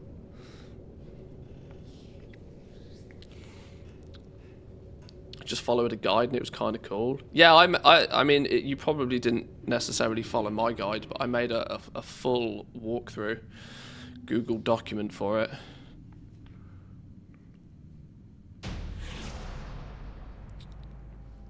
Wowhead did a little guide for it, I remember, but it wasn't as... mine was more detailed.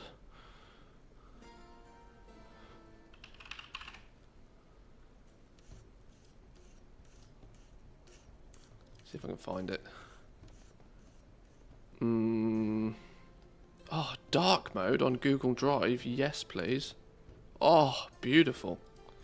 Thank God, Google. Where is it? Where is it? What did I call it?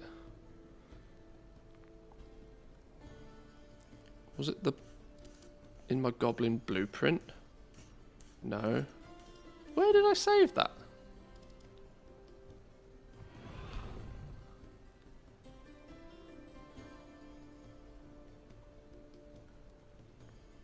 I don't know where the hell I saved that. Or if I even did save it. 10.1.5 goal making guide. Oh, that was probably it.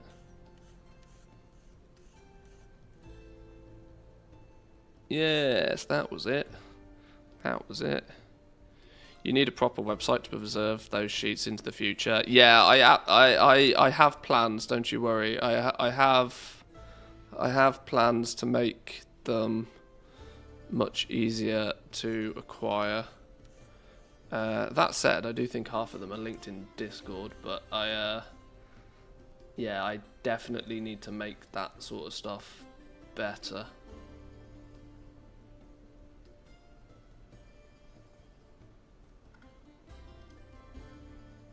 That's my goal for the new expansion, is to make any forms of guides and resources and stuff significantly more easy to navigate and to find.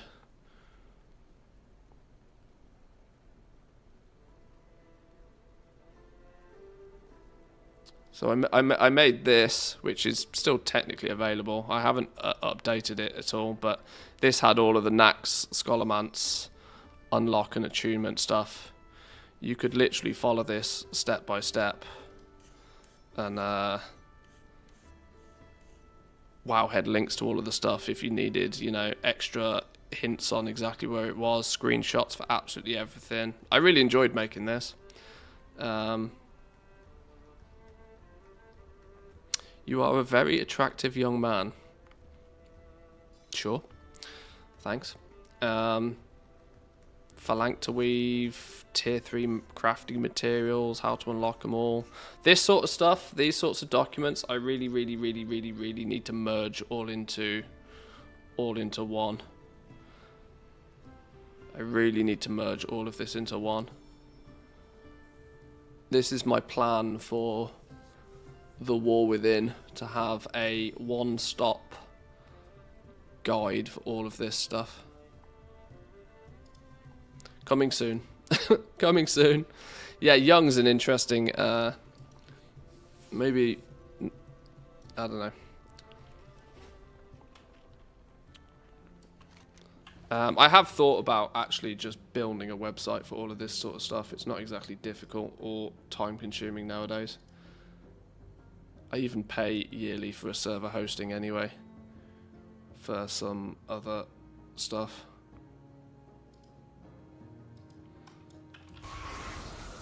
War Within spreadsheets coming soon. Probably not spreadsheets. This might be the first expansion where I move away from spreadsheets. Mostly on the basis of that I don't think it's anywhere near as much needed. A monthly wiki? Something like that, maybe. Maybe. Right, did I learn that recipe? Where did it go? Did I actually learn that recipe?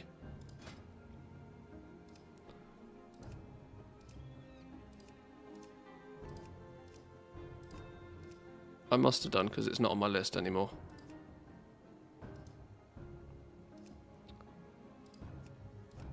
What was it?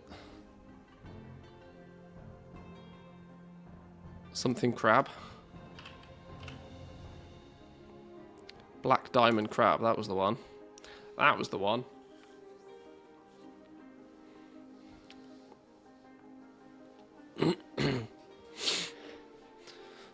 Guides in paint. Yeah, I should post these somewhere as well. I always make these little silly things and never really do anything with them. I need to be far more organised about this sort of stuff. Organisation is not my not my speciality. It really isn't. You'll need to achieve it, craft it for the achievement. Possibly, yes. This is actually one that is part of the fantastic figurines, isn't it? Yeah.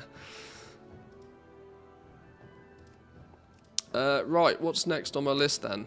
Unlearned stuff. I'm at the point where I'm running out of things I can just go and get. This is something I have to just do my flipping garrison every day. Jade Owls and Sapphire Cubs. I feel really dumb for not having these.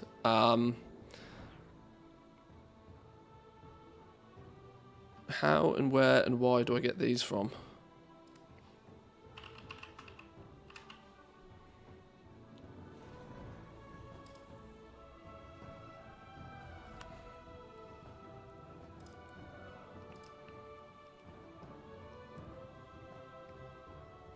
You do not need a max Jewel Crafter in order to drop from the treasures of the Veil. My jewel is at blah blah blah.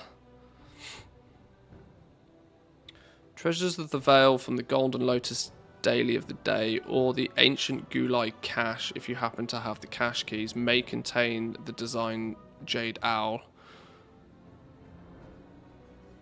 The recipe is now also available from John Crafting's Serpent Heart.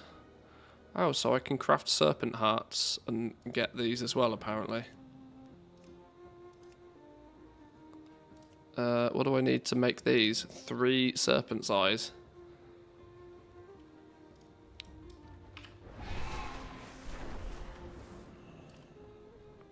Take all the time you need.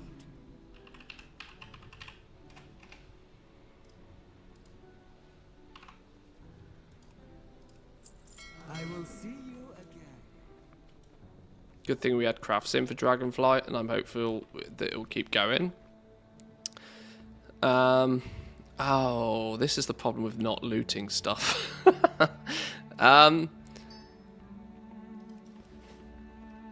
Yeah, I don't have... I need to be careful with how I phrase this, right? Craft sim is incredible. Craft sim is incredible, but because it does so much of the maths, it arguably, by the fact that it exists, it's mandatory to use it. You cannot compete in a market without using it. But the problem is that there's no way around that, right? There's no way around that, because if Craft Sim didn't turn up to provide an in-game add-on that tells you that does all of the maths for you, people would just do the maths separately, externally, and the situation would be the same.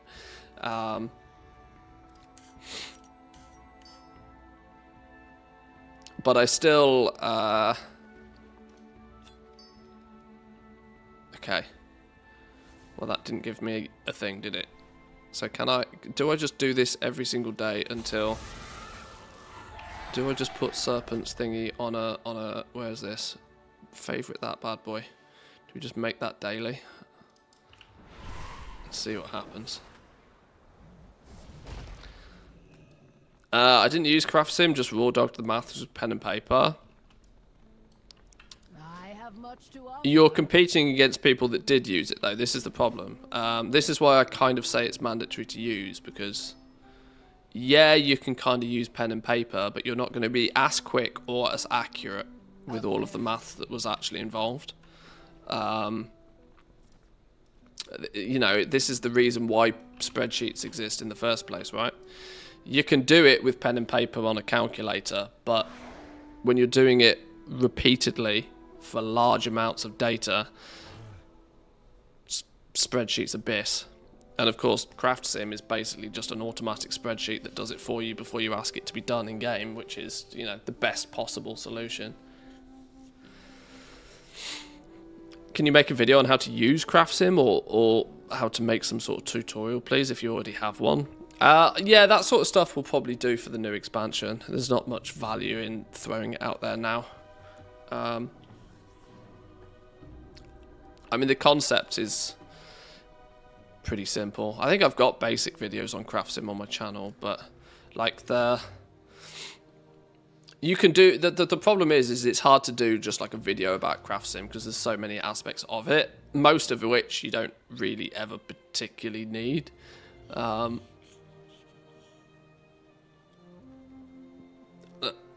Honestly, the things I use probably more than anything else is the material optimization one is sometimes useful. Hang on, let's go back into Dragonflight here.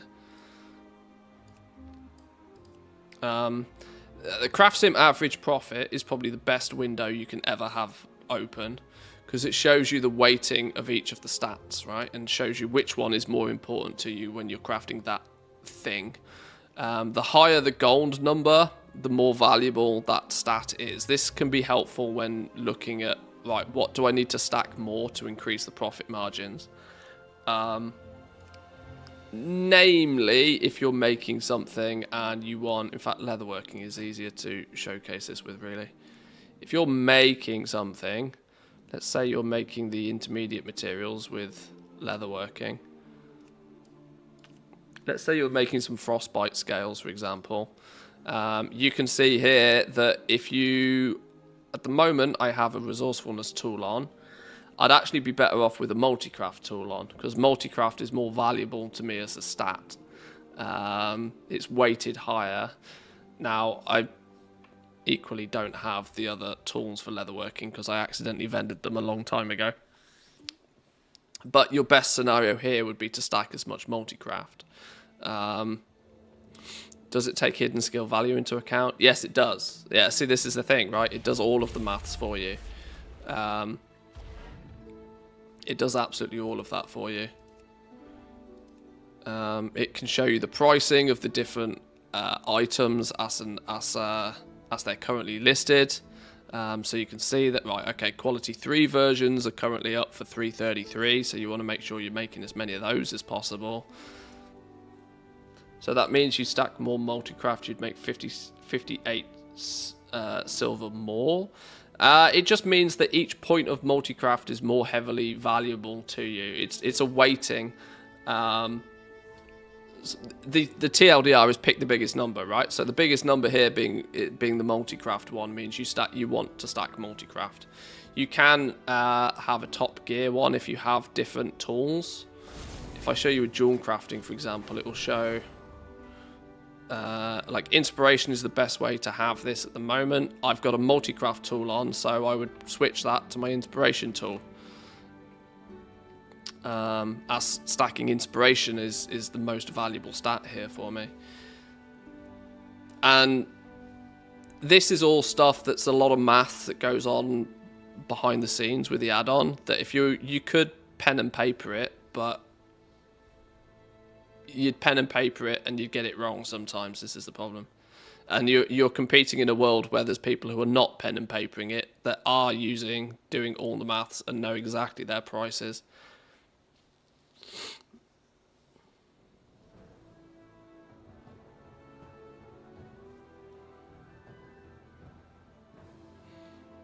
Or you get it right and the price has changed by the time you figure out how much to list it for. Well, this is also a thing, right? This is also a thing with fluctuating prices on everything. This is why you kind of want to leave yourself a reasonable profit margin. Fighting over like single-digit profit margins is really, really, really risky. Super duper mega risky, because the market doesn't have to change much at all for all of a sudden that single-digit profit margin to be a double-digit loss. I've always in this game tried to avoid crafting anything unless there's at least 20% profit in it. At least 20% profit. If I'm crafting something and it's going to cost me 100 gold, I better be able to sell it for at least 120, is kind of the concept I've always gone by. It's less difficult, it's less achievable nowadays, but I always like to make sure there's about 20% profit in it. That means the market, because you don't always sell everything instantly as well, right? This allows for some fluctuation in the market price.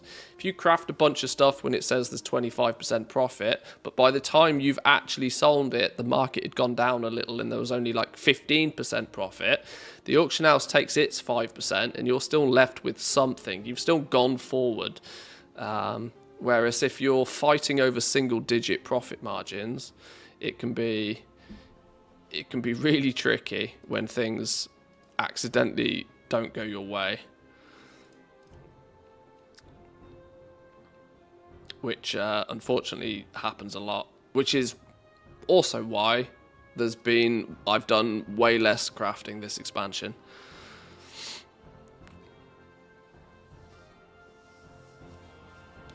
I miss the days when Sophic Devotion sold for 100k. Yeah, because flipping those golden orb things were rare as rocking horse doo-doo. Yeah, they got buffed and hotfixed, didn't they? The fact that people even paid 100k for a single enchant is madness. It shows that people don't care what the price of something is. If it's on Abyss list, they will buy it. People are outraged at spending 50k on a legendary in Shadowlands, yet they turned up in Dragonflight and paid 100k for a weapon enchant. It's like, what?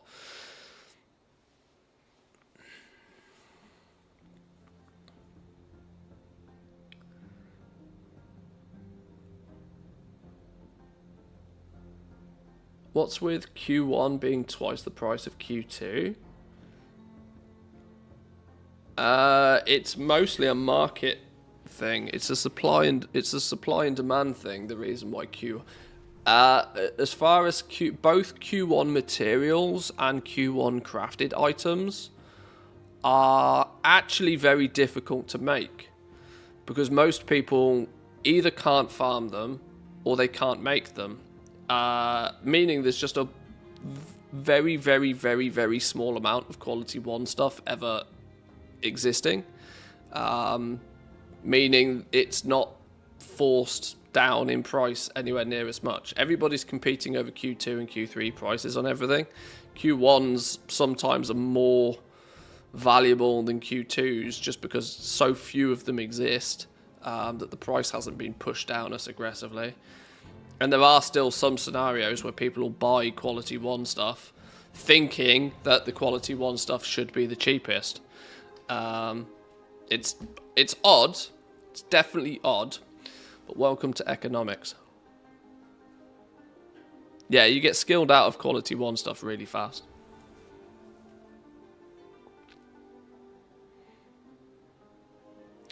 People buy the Q1 next socketed item thinking that they need a Q1 and a Q2 and a Q3. Yeah, that was the best with Shadowlands Legendaries. How many times did we see somebody come along and buy a rank 1, 2, 3, 4, 5, 6 and 7 Legendary all in one go, thinking that they need to scale them up? Crazy stuff do happen. Crazy stuff do happen indeed. But, boys and girls, I'm going to leave it there for today. We're just messing around in retail, honestly, at the moment. Season 4 is out later this week. Obviously, I play on Team EU, so tomorrow's stream is still going to be Season 3, technically. Season 4 doesn't launch for us until Wednesday. I might even poke around with some mythic dungeons in Season 4. I'm intrigued to see how it feels doing some mythic zeros, pushing through some dungeons at a more casual pace. That sounds somewhat, believe it or not, intriguing to me. So that's sort of maybe a plan for Wednesday. Obviously, at any given point, if Alpha drops on my doorstep, we will instantly just switch to see you later retail. We'll just focus on the Alpha. But we'll have to see how that happens. I'm playing the RNG game at the moment with Alpha. I've opted in. If I get in, I get in. If I don't, I don't. We'll see what happens. But yeah, we'll be back again tomorrow. We'll probably potter around, do a few things. I can't think of anything particularly super duper mega important we need to do before Season 4. But you know what? You know, this is sort of, you know, the odd occasional days where we can just chill and relax. So they're going to invite you like 10 minutes before it closes. Yeah, I really hope that's not the case. I hope I don't, like, if I don't get in this next wave, I probably would maybe just sign off to going in the Alpha at all. But we'll see. I'm not stressing about it too much. I'm not stressing too much. It's Alpha anyway. We'll all be able to dive in and figure everything out for the beta anyway. It's just nice to get. It's only because I think that the Alpha is the time to actually get the proper feedback in, because they might have some time to do something. But you know, if we don't get that opportunity, we don't get that opportunity. Enjoy the rest of your day. Have a good one. Come stop by the Discord. There is a channel in there discussing all things Alpha, so if you've got any questions and stuff, you can throw them in there. Or if you have Alpha access and you find something interesting, feel free to talk about it in there as well. But yeah, have yourselves a good day. I'll catch you all next time, boys and girls. Peace!